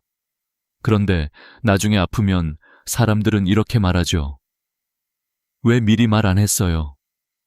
이 말이 얼마나 잔인한지 어르신들은 너무 잘 알고 계실 겁니다. 그분은 저에게 이렇게 속삭이듯 말했습니다. 내가 나를 안 챙기면 아무도 챙겨주지 않아요. 그걸 일찍 알았으면 지금처럼 허전하진 않았을 텐데. 그 말은 저를 깊이 멈춰 세웠습니다.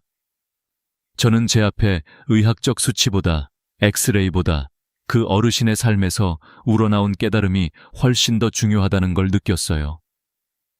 그래서 저는 지금 이 영상을 보고 계신 어르신들께 그분의 이야기를 그대로 전해드리려고 합니다. 왜냐하면 지금 60대든 70대든 80대든 늦지 않았기 때문입니다. 오늘부터 단 5분만이라도 나를 위해 쓰면 인생이 달라진다고 그분은 확신에 찬 목소리로 말했어요. 늦었다고 생각할 때가 가장 빠른 때예요. 어르신, 이 말이 가볍게 들리지 않지요? 저 역시 그 순간 마치 미래를 미리 들여다본 듯 마음이 먹먹해졌습니다. 의료 데이터로만 보면 알 수 없는 인생의 진실, 병명으로는 설명할 수 없는 마음의 균열. 그 모든 것을 이미 지나온 사람이 남긴 조언에는 감히 어떤 의학 지식도 따라갈 수 없는 힘이 있습니다. 어르신들도 아마 잘 아실 거예요. 인생 후반부에는 몸보다 마음이 더 빠르게 무너지고 마음이 무너지면 몸이 따라 무너지는 그 순서를요. 그래서 오늘 이 이야기는 단순한 건강 조언이 아니라 앞으로 남은 삶을 어떻게 살아가야 하는지 알려주는 작은 등불 같은 시간이 되었으면 합니다. 어르신, 지금 이 순간에도 누군가는 나중에 해야지, 조금만 더 참자라고 생각하며 자신을 뒤로 미루고 있을지 모릅니다. 그리고 바로 그런 마음이 우리의 70대, 80대, 90대를 결정합니다. 그 어르신은 마지막에 이렇게 말했습니다. 나도 80 넘어서부터 바꿨어요. 그런데도 달라지더라고요. 그러니까 지금 듣고 있는 사람들은 절대 늦지 않았어요. 제가 이 말을 왜 영상의 첫 부분에 넣는지 아세요? 어르신이 남긴 마지막 문장이 너무 강렬했기 때문입니다.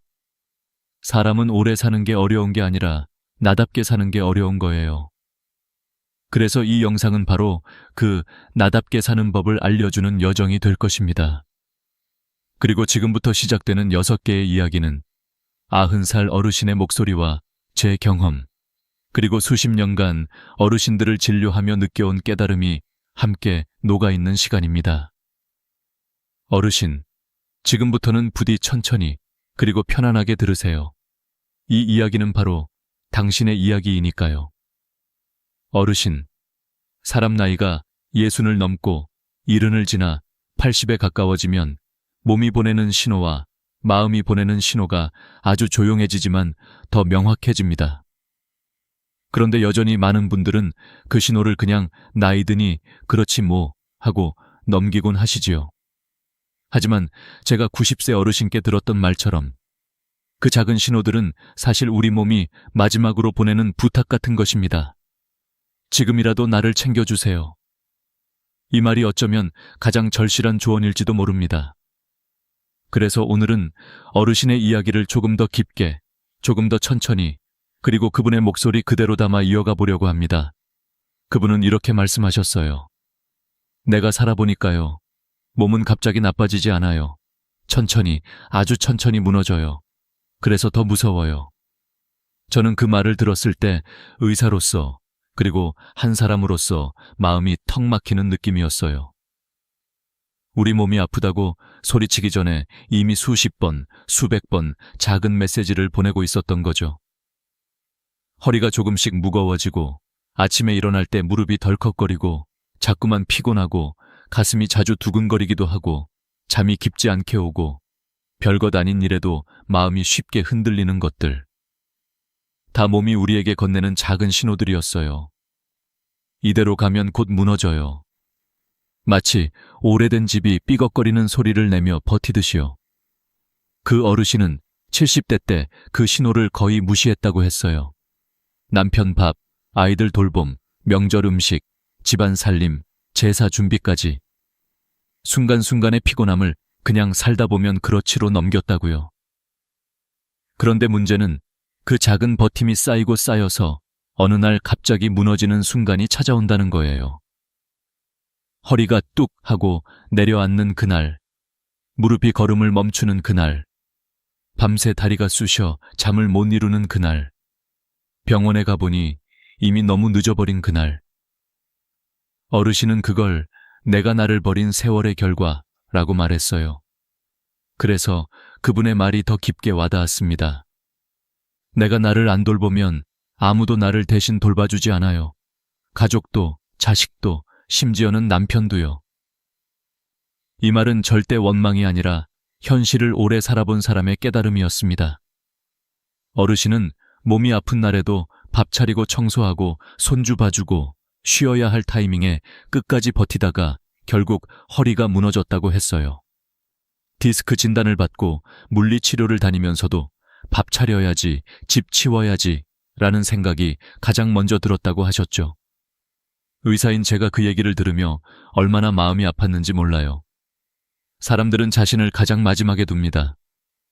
특히 어르신들은 남 생각 먼저 하는 것을 미덕으로 배웠기 때문에 더 그렇죠.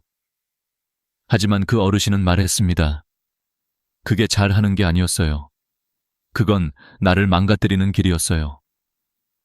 그 후로 그분은 삶을 바꾸기 시작했다고 했습니다.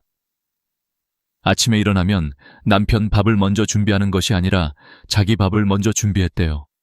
자신이 먹기 편한 반찬을 한 가지라도 따뜻하게 준비해서 천천히 먹는 시간을 만들었다고요.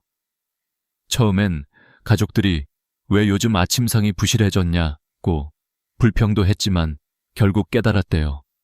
엄마가 무너지면 집 전체가 무너진다는 걸. 그리고 그분은 매일 10분씩 자신의 몸을 위해 시간을 썼대요. 허리를 펴고 종아리를 주물러주고 발바닥을 눌러주고 고생했어, 미안했어 라고 말하는 연습을 했대요. 어르신은 말했습니다. 그 10분이 나를 살렸어요. 그 말은 의학적으로도 사실입니다. 10분의 스트레칭은 근력 감소를 늦추고 혈액순환을 도와줍니다. 종아리를 마사지하면 하지부종을 줄이고 심부정맥 혈류를 증가시키죠. 발바닥을 눌러주는 건 신경 자극을 통해 혈류를 깨우는 역할을 합니다. 그리고 가장 큰 효과는 자기 자신에게 돌아가는 마음의 회복입니다. 내 몸을 내가 돌보고 있다. 이 감각은 노년 우울을 줄이는데 실제로 강력한 효과가 있어요. 2018년 국제노인의학저널에서는 자기관찰형 자기관리 루틴을 가진 노인의 우울 위험이 37% 감소한다는 보고도 있습니다. 어르신은 그 이후로 더 이상 남의 눈치를 보지 않기로 했다고 했어요. 내가 아프지 않기 위해 하는 일인데 그걸 왜 누가 뭐라 하나요? 그 말에 저는 속으로 박수를 쳤습니다. 맞아요. 자기 건강을 챙기는 건 이기적인 행동이 아닙니다. 이건 책임이에요. 어르신은 그걸 80대에 깨달으셨고 아직 늦지 않았어요 라고 말했습니다. 이 말은 정말 많은 사람에게 필요한 메시지입니다. 몸은 늦게 돌봐도 변화가 옵니다. 근력은 80대에도 증가할 수 있고 혈압은 일상 습관으로 충분히 안정될 수 있으며 수면의 질도 마음 관리로 크게 개선될 수 있습니다. 의학적으로 노년의 가장 큰 위험은 빠른 손상이 아니라 조용한 방치입니다. 작은 신호를 무시하는 것, 오늘 할 수 있는 걸 내일로 미루는 것, 나보다 남을 먼저 챙기는 것, 그런 것들이 쌓여 어느 순간 큰 손상으로 다가옵니다. 어르신은 마지막에 이렇게 말했습니다. 몸은 배신하지 않아요. 내가 어떻게 대해왔는지 그대로 돌려줄 뿐이지. 저는 그 말이 평생 잊히지 않을 것 같습니다. 그래서 지금 이 영상을 보고 계신 분들께 꼭 전하고 싶은 말이 있어요. 아직 늦지 않았습니다. 몸이 조금 불편해지고 마음이 조금 기울어지는 지금이 바로 가장 바꿀 수 있는 순간입니다.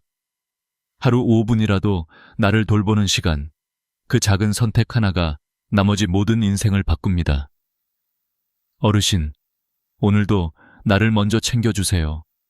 그게 진짜 오래 사는 길입니다. 어르신, 인생을 오래 살아보면 몸이 먼저 무너지는 것 같지만 사실 진짜로 사람을 무너뜨리는 건 일상에서 사라지는 작은 자립의 힘이라는 걸 알게 됩니다. 스스로 챙길 수 있는 일들이 하나둘 줄어들 때 우리는 생각보다 더 빠르게 약해져요.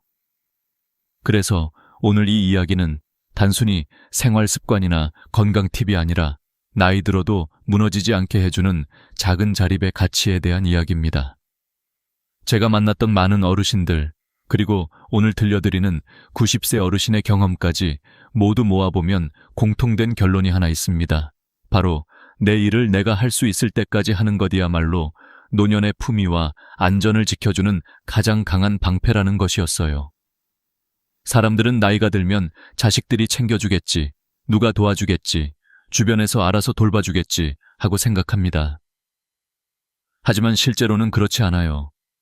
자식들은 자신의 삶으로 바쁘고 배우자는 먼저 떠나기도 하며 친구들은 하나둘씩 세상과 멀어져 갑니다.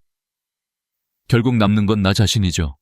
그래서 어르신, 자립을 지키는 건 선택이 아니라 생존입니다. 이 말을 들으면 어떤 분들은 이렇게 말합니다. 내 나이에 무슨 자립이야. 이제는 좀 기대도 되지. 물론 기대할 수도 있지만 문제는 기대가 습관이 되는 순간 우리의 몸과 마음이 빠르게 힘을 잃는다는 데 있습니다. 누군가가 대신해 줄 수 있을 때도 내가 할 수 있는 작은 일부터 직접 하는 것. 그것이 노년을 길고 건강하게 살아가는 가장 중요한 핵심입니다. 가장 먼저 이야기하고 싶은 건 돈 관리에 대한 것입니다. 90세 어르신은 말하셨어요. 돈을 남에게 맡기는 순간 결정권도 함께 사라진다고. 돈이 많고 적음을 떠나 내가 번 돈이나 내가 가진 재산을 직접 살피고 통장을 확인하고 공과금을 챙기는 행위는 단순한 계산이 아니라 내 삶의 주도권을 지키는 상징과도 같습니다. 어르신들 중 몇 분은 자식에게 계좌를 맡겼다가 필요할 때 돈을 제대로 못 쓰거나 자신이 원하는 방식대로 사용하지 못해 속상해하는 경우가 너무 많았어요. 반대로 스스로 관리하는 분들은 아직 살아있구나 라는 자존감이 강하고 작은 실수에도 스스로 고치려는 힘이 있습니다. 실제로 한 연구에 따르면 노년층의 경제적 자립은 뇌의 판단력 유지와 깊은 관련이 있다고 합니다. 돈의 흐름을 스스로 파악하는 행동이 뇌신경을 활성화시키고 기억 유지 능력을 높여준다고 해요. 작은 지출 하나를 스스로 결정하는 것, 카드를 확인하는 것조차도 뇌를 젊게 만드는 활동이라는 것입니다. 그래서 어르신, 머리가 조금 느려졌다고 스스로를 탓하지 마세요. 천천히라도 직접 확인하고, 직접 눌러보고, 직접 계산해보는 그 과정이 바로 뇌를 지키는 최고의 운동입니다. 두 번째는 일정 관리입니다. 병원 진료 날짜, 약 복용 시간, 생필품 구매 일정, 집안일 계획. 이런 작은 스케줄을 스스로 챙기는 것이 노년의 독립성을 유지하는 가장 중요한 습관입니다.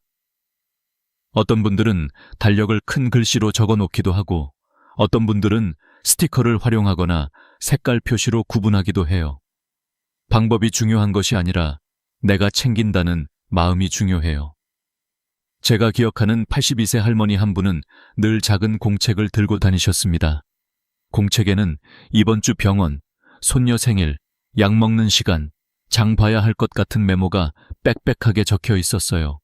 할머니께 여쭤봤습니다. 이렇게 꼼꼼히 쓰시는 이유가 있으세요? 할머니는 웃으면서 그러셨어요. 잊어버리지 않으려고 쓰는 게 아니라 아직도 내가 나를 챙길 수 있다는 걸 잊지 않으려고 쓰는 거야. 참 멋진 말이었어요. 나이가 들면 잊는 것보다 내가 나를 챙기는 능력을 잊는 게 더 무서운 일일지도 모릅니다. 병원 예약 하나, 생일 기억 하나, 청소 날짜 하나. 이런 작은 것들을 챙기는 것이 결국 내 삶을 움직이는 힘을 유지해 줍니다. 세 번째는 일상 루틴입니다. 마음이 약해지고 체력이 떨어질 때 가장 먼저 무너지는 것이 바로 일상의 흐름입니다. 아침에 일어나 씻고 물을 마시고 간단한 정리를 하고 식사를 차리고 저녁에 발을 주물러 주는 것. 이 작은 루틴들이 노년의 건강을 흔들림 없이 지켜주는 기반이 됩니다. 90세 어르신은 이렇게 말했어요. 몸이 아프고 마음이 무너지기 쉬울 때일수록 루틴이 나를 지탱해 준다고. 실제로 의학적으로도 규칙적인 루틴은 뇌의 안정감과 심박수 조절에 큰 도움을 준다고 합니다. 루틴은 우리 뇌에 아직 괜찮다, 아직 움직일 수 있다는 신호를 보내주는 역할을 합니다. 특히 아침 루틴은 중요해요. 침대에서 일어나 햇빛을 맞는 것만 해도 노년층의 우울감 완화에 큰 효과가 있다는 연구도 있어요. 그리고 발바닥을 지압하거나 스트레칭을 하는 간단한 동작들은 혈액순환을 돕고 다리 근력을 유지시키는 데도 큰 역할을 합니다. 네 번째는 스스로 해내는 작은 성공 경험입니다. 예를 들어 김치 냉장고에서 필요한 걸 꺼내고 수건을 개고 화초에 물을 주고 차 한 잔을 끓여 마시는 것. 이런 일들은 누가 봐도 사소해 보이지만 실제로는 건강과 자립을 지켜주는 작은 승리입니다. 나이 들수록 몸은 느려지고 힘은 약해지지만 그 느린 속도 그대로라도 스스로 해냈다는 경험은 마음에 엄청난 힘을 줍니다. 제가 아는 78세 어르신은 이렇게 말했어요. 내가 무언가를 해낼 때마다 나한테서 아직 살아있는 기운이 느껴져. 어르신, 나이가 든다는 건 우리가 못하는 일이 늘어난다는 의미가 아니라 아직 할 수 있는 일을 더 귀하게 여기는 시기가 온다는 뜻입니다. 마지막으로 꼭 드리고 싶은 말이 있어요. 자립은 완벽함이 아닙니다. 모든 걸 혼자서 하라는 이야기도 아니에요. 단지 내가 할 수 있는 만큼은 내가 한다는 마음입니다. 내 힘으로 할 수 없는 일이 생기면 도움을 받아도 됩니다. 하지만 스스로 해낼 수 있는 일들을 하나둘 내려놓으면 삶의 중심도 함께 흔들리기 시작합니다. 그래서 오늘 이 말을 꼭 드리고 싶습니다. 어르신, 아직 늦지 않았습니다. 오늘부터라도 작은 것 하나만 직접 해보세요. 그 작은 행동이 내일을 바꾸고 일주일을 지키고 나머지 생을 단단하게 받쳐줄 힘이 됩니다. 어르신의 삶은 아직 충분히 스스로 지켜낼 만큼 강합니다. 그리고 그 자립의 힘은 어르신의 하루를 더 안정되고 따뜻하게 만들어줄 것입니다. 사람들이 나이가 들수록 가장 두려워하는 것 중 하나는 몸이 점점 느려지고 기능이 떨어지는 순간일 겁니다.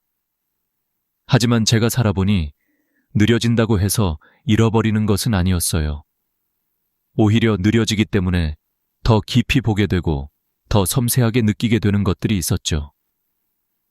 그래서 오늘은 어르신들이 나이가 들어도 절대 잃지 않는 능력들, 그리고 느려져도 더욱 빛을 내는 삶의 지혜에 대해 이야기해 보려고 합니다. 어쩌면 지금 조금 불편함을 느끼시는 분들도 있을 거예요. 다리가 전보다 무겁고 눈이 흐릿해지고 기억이 가끔씩 새어나가는 순간들. 그러나 그런 변화 속에서도 여전히 반짝이는 능력들이 있습니다. 그리고 그 능력들은 오히려 나이가 들어서야 비로소 완성되는 소중한 것들이에요. 가장 먼저 말씀드리고 싶은 건 손을 짚지 않고 일어나는 힘입니다. 어르신 혹시 지금도 의자에서 손을 짚지 않고 일어나실 수 있으신가요? 만약 그렇다면 그건 정말 대단한 능력입니다.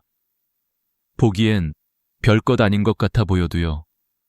이 한 동작 안에는 몸의 균형, 다리 근력, 허리의 안정성까지 모두 담겨 있어요. 병원에서도 이 무릎 보조 없이 일어나기 테스트를 중요한 건강 지표로 사용하거든요. 어떤 연구에 따르면 손을 짚지 않고 앉았다 일어나는 동작을 자연스럽게 할 수 있는 사람들은 그렇지 않은 사람들보다 평균 수명이 더 길다고도 합니다. 그만큼 몸 전체가 잘 협응하고 있다는 뜻이기 때문이지요. 예전에는 당연하게 했던 일들이 나이가 들어서도 자연스럽게 되는 경우, 그건 정말 큰 선물이자 축복입니다. 그리고 저는 그런 능력들이 단순히 운동 능력 때문만은 아니라고 생각합니다. 평생 살아오며 몸을 꾸준히 움직이고 스스로를 챙기고 포기하지 않았던 삶의 태도가 만들어낸 결과이기도 하니까요. 두 번째로 말씀드리고 싶은 건 돋보기 없이 글씨를 읽을 수 있는 눈의 힘입니다. 눈은 우리가 나이가 들수록 가장 먼저 변화를 느끼는 기관이지요. 특히 70세가 넘어가면 백내장, 황반변성, 시력 저하가 자연스럽게 시작됩니다. 그래서 많은 분들이 신문을 볼 때 글자를 가까이 당기거나 스마트폰 글씨를 크게 키워보곤 하세요. 하지만 아직도 신문을 자연스럽게 펼쳐 드시고 자막을 읽고 음식 포장지의 글씨를 알아보신다면 그건 단순한 눈의 건강이 아니라 뇌와 눈의 협력이 여전히 잘 유지되고 있다는 의미입니다. 많은 분들이 눈이 안 보이면 그냥 나이 들어서 그렇지 라고 말씀하시지만요. 사실 눈의 기능은 생활 방식과도 깊은 관련이 있어요. 스트레스를 줄이고 햇빛을 적당히 받고 삶을 여유롭게 살아가는 분들이 대체로 눈 건강도 오래 유지합니다. 저는 항상 어르신들께 말씀드려요. 눈은 단순히 보는 기관이 아닙니다. 마음이 머무는 창문이에요. 뭔가를 읽고 싶고 보고 싶은 마음이 있으니까 눈도 더욱 오래 힘을 내주는 거죠. 그리고 세 번째 능력은 대화를 이어가는 힘, 즉 마음의 청력입니다. 나이가 들어도 대화를 자연스럽게 이어가는 사람들은 단순히 귀가 밝아서가 아니라 마음이 여전히 깨어있기 때문이에요.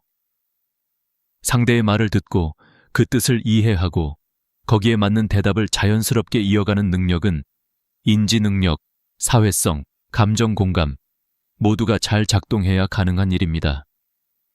연구에서도 대화를 꾸준히 하는 노년층은 치매 발병률이 낮다는 결과가 나왔어요. 말을 주고받는 행위 자체가 뇌의 회로를 자극하고 혈류를 유지하게 도와주기 때문입니다. 또 대화는 외로움이라는 보이지 않는 병을 막아주는 가장 강력한 면역력입니다. 사람들이 말합니다. 나이가 들면 말 상대가 없다고. 하지만 그 말 속에는 말하고 싶다는 마음이 숨어 있죠. 어르신, 혹시 주변 사람들이 어머니는 이야기하면 참 기분 좋아진다 라고 말한 적 있으신가요? 그렇다면 이미 어르신은 삶을 밝히는 사람으로 살아오신 겁니다. 대화를 이어가는 힘은 젊음의 증거이고 동시에 인생의 따뜻한 흔적이기도 해요. 네 번째로 제가 꼭 말씀드리고 싶은 건 호기심을 잃지 않는 마음입니다. 나이가 들수록 새로운 것은 점점 낯설게 느껴지고 해보지 않은 것들은 괜히 어렵게 느껴지죠. 하지만 그 가운데에서도 이건 어떻게 하는 거지? 저건 왜 저럴까? 하는 마음이 남아있는 분들이 있습니다. 그런 분들은 진짜로 늙지 않은 사람들입니다. 호기심은 마음의 근육과 같아요. 쓰면 쓸수록 강해지고 접어두면 약해집니다. 호기심은 또한 삶을 향한 애정의 다른 표현입니다. 세상을 향해 손을 뻗는 마음이 있는 사람은 어떤 상황에서도 다시 일어날 힘을 가집니다. 그래서 저는 늘 이렇게 말합니다. 어르신, 마음이 궁금해하는 순간, 그날은 젊은 날입니다. 그리고 마지막으로 느려져도 흔들리지 않는 능력은 감정의 깊이입니다. 젊을 때는 빨리 화나고 빨리 잊어버리지만 나이가 들면 감정 하나에도 오래 머무르게 됩니다. 어떤 말에 오래 마음이 쓰이고 작은 친절에도 눈물이 나는 이유는 감정이 얕아진 게 아니라 깊어졌기 때문입니다.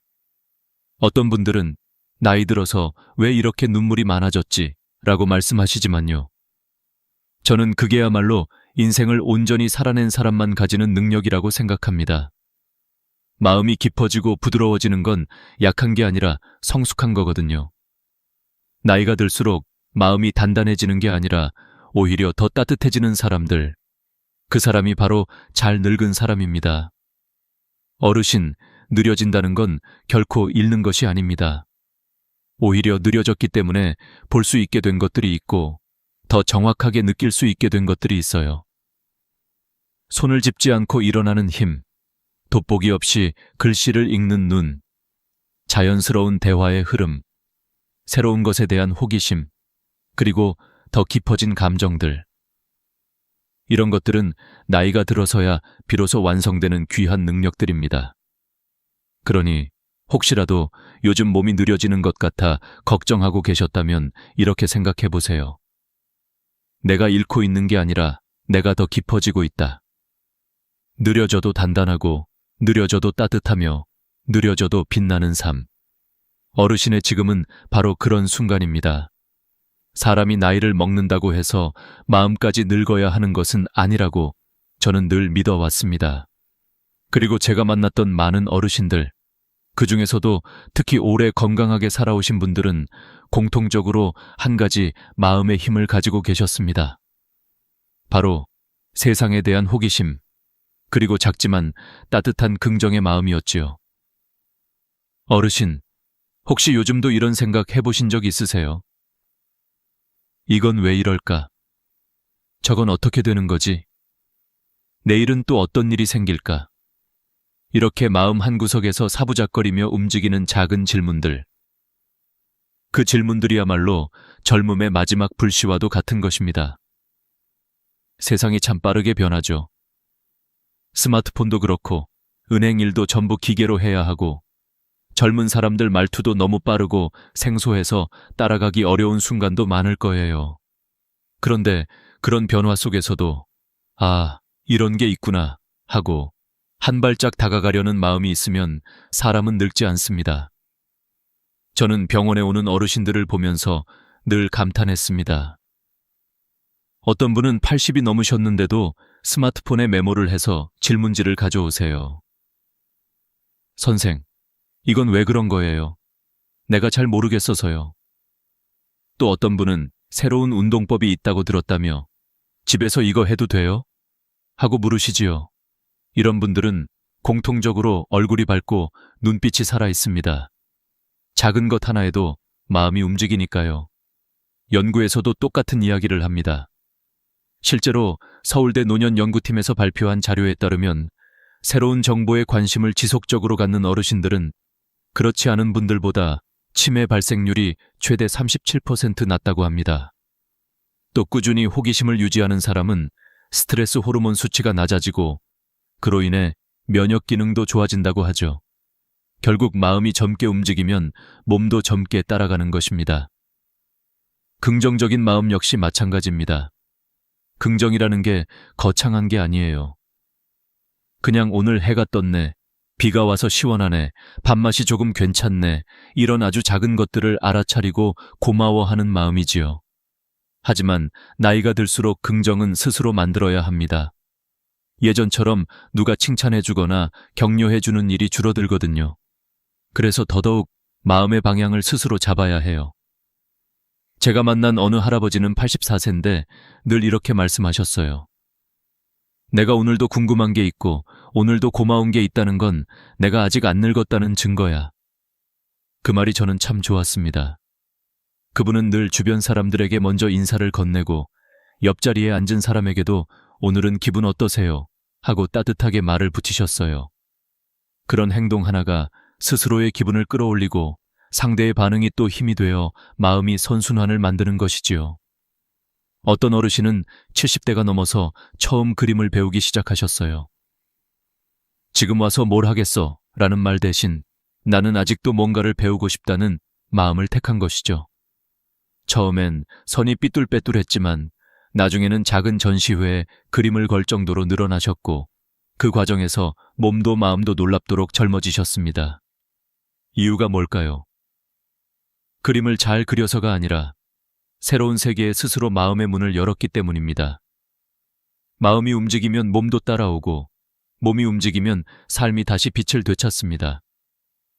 혹시 어르신도 지치고 무기력해질 때가 있으셨나요? 아침에 눈을 떠도 아무것도 하고 싶지 않고 누가 오라고 해도 귀찮고 그냥 조용히 있고 싶을 때요. 그런 날이 있는 건 너무나 당연한 일입니다. 문제는 그 마음이 오래 머물러 버릴 때예요.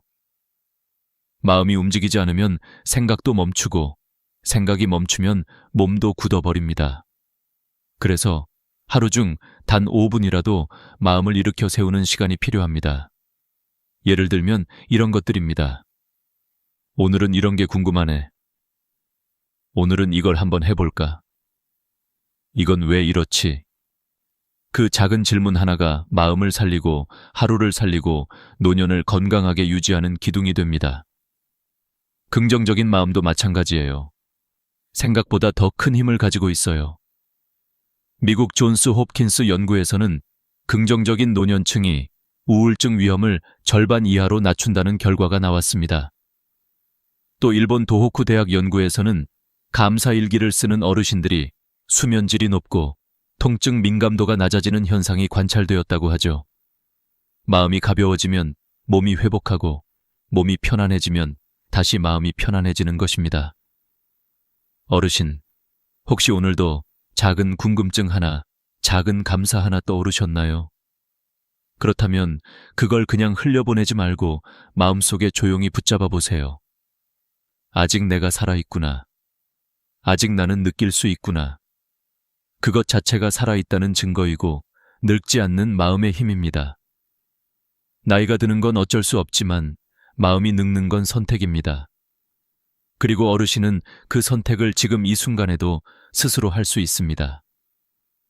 작은 호기심 하나, 작은 긍정 하나가 어르신의 하루를 밝히고 마음을 살리고 인생을 더 크게 열어줄 거예요.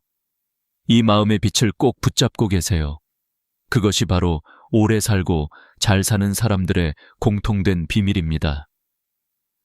어르신, 마지막으로 드리고 싶은 이야기는 바로 내려놓는 삶의 태도입니다. 이 말은 단순히 물건을 정리하거나 관계를 끊는다는 뜻이 아닙니다. 나이를 먹을수록 우리가 살아있는 동안 더 편안하게, 더 나답게, 더 후회 없이 살아가기 위한 마음의 준비를 말하는 겁니다. 제가 만났던 90살 어르신도 마지막에 이런 말씀을 하셨어요. 오래 사는 건 누구나 할 수 있지만 편안하게 사는 건 연습해야 돼요. 그 연습이 바로 내려놓는 거예요. 그 말이 얼마나 깊게 제 마음에 들어왔는지 모릅니다. 사실 우리는 평생 무언가를 쥐고 살아왔습니다. 젊을 때는 책임을 쥐었고, 중년이 되면 가족을 쥐었고, 나이가 들면 기억과 습관, 추억까지 모두 손에 꼭 쥐고 놓지 않으려 하지요. 하지만 손에 쥐고 있는 것이 많아지면 마음이 무겁습니다. 마음이 무거우면 몸도 따라 무거워지고, 몸이 무거우면 삶 전체가 늘어지듯 더 힘들어지지요. 그래서 나이 들수록 더 필요한 것은 가지려고 애쓰는 노력이 아니라 놓아주는 지혜입니다. 그 내려놓음은 절대 패배가 아니고 끝도 아니고 포기도 아닙니다. 오히려 지금부터 더 편안해지기 위한 준비, 나답게 사는 삶의 시작에 가까워요. 그러나 내려놓는다는 것은 참 어렵습니다. 어르신도 느끼시겠지만 물건을 버리는 것조차 오래 망설일 때가 있지요. 왜냐하면 그 물건은 단순한 물건이 아니라 그 시절의 기억, 감정, 눈물, 행복, 그리고 오래된 마음의 한 조각이기 때문입니다. 특히 오래된 사진 한 장을 버릴 때 혹은 옛날 친구의 연락처를 삭제할 때 마음이 유난히 쓰린 이유는 그 속에 그때의 나도 들어있기 때문입니다. 그래서 떨리는 마음으로 부여잡게 되고 쉽게 손이 떨어지지 않는 거죠. 하지만 내려놓음의 첫걸음은 버리는 것이 아니라 인정하는 것에서 시작됩니다. 아, 이건 지금의 나에게 필요하지 않구나. 아, 이 기억은 이미 내 안에 남아있으니까 굳이 물건이 없어도 괜찮겠구나. 아, 이 관계는 붙잡아도 더 이상 따뜻하지 않구나. 이렇게 인정하는 순간 내려놓음은 자연스럽게 흘러갑니다. 감정도 마찬가지입니다. 평생 참으며 살아온 분들이 많습니다. 젊을 때는 참고 넘어가는 것이 어른스러운 일이라고 배웠고, 누군가에게 서운해도 그냥 조용히 삼켜야 한다고 믿어왔지요. 하지만 그 감정들은 절대 사라지지 않습니다. 겉으로는 멀쩡해 보여도 그 감정들은 몸속 깊은 곳에 가라앉아 병이 되고 답답함이 되고 무기력이 되기도 합니다. 그래서 감정을 내려놓는다는 것은 정말 중요합니다. 그건 누구에게 화를 내라는 말이 아니라 내 마음을 있는 그대로 바라보고 인정하라는 뜻입니다. 나 오늘 좀 힘들구나. 나 외롭구나. 나 서운했네. 이 한마디를 스스로에게 해주는 것만으로도 마음이 풀립니다.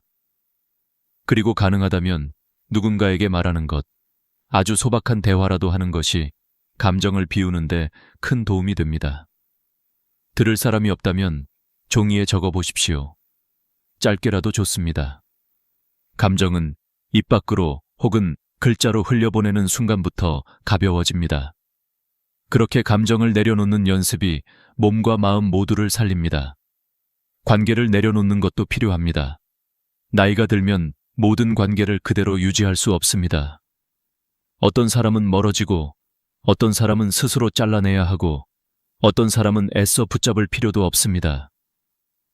젊을 때는 많은 인맥이 힘이 되었지만 노년의 삶에서 중요한 것은 숫자가 아닙니다.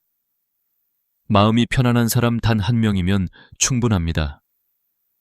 그 한 사람과의 따뜻한 대화, 짧은 안부, 함께 걷는 산책 하나면 그날 하루가 훨씬 환해집니다.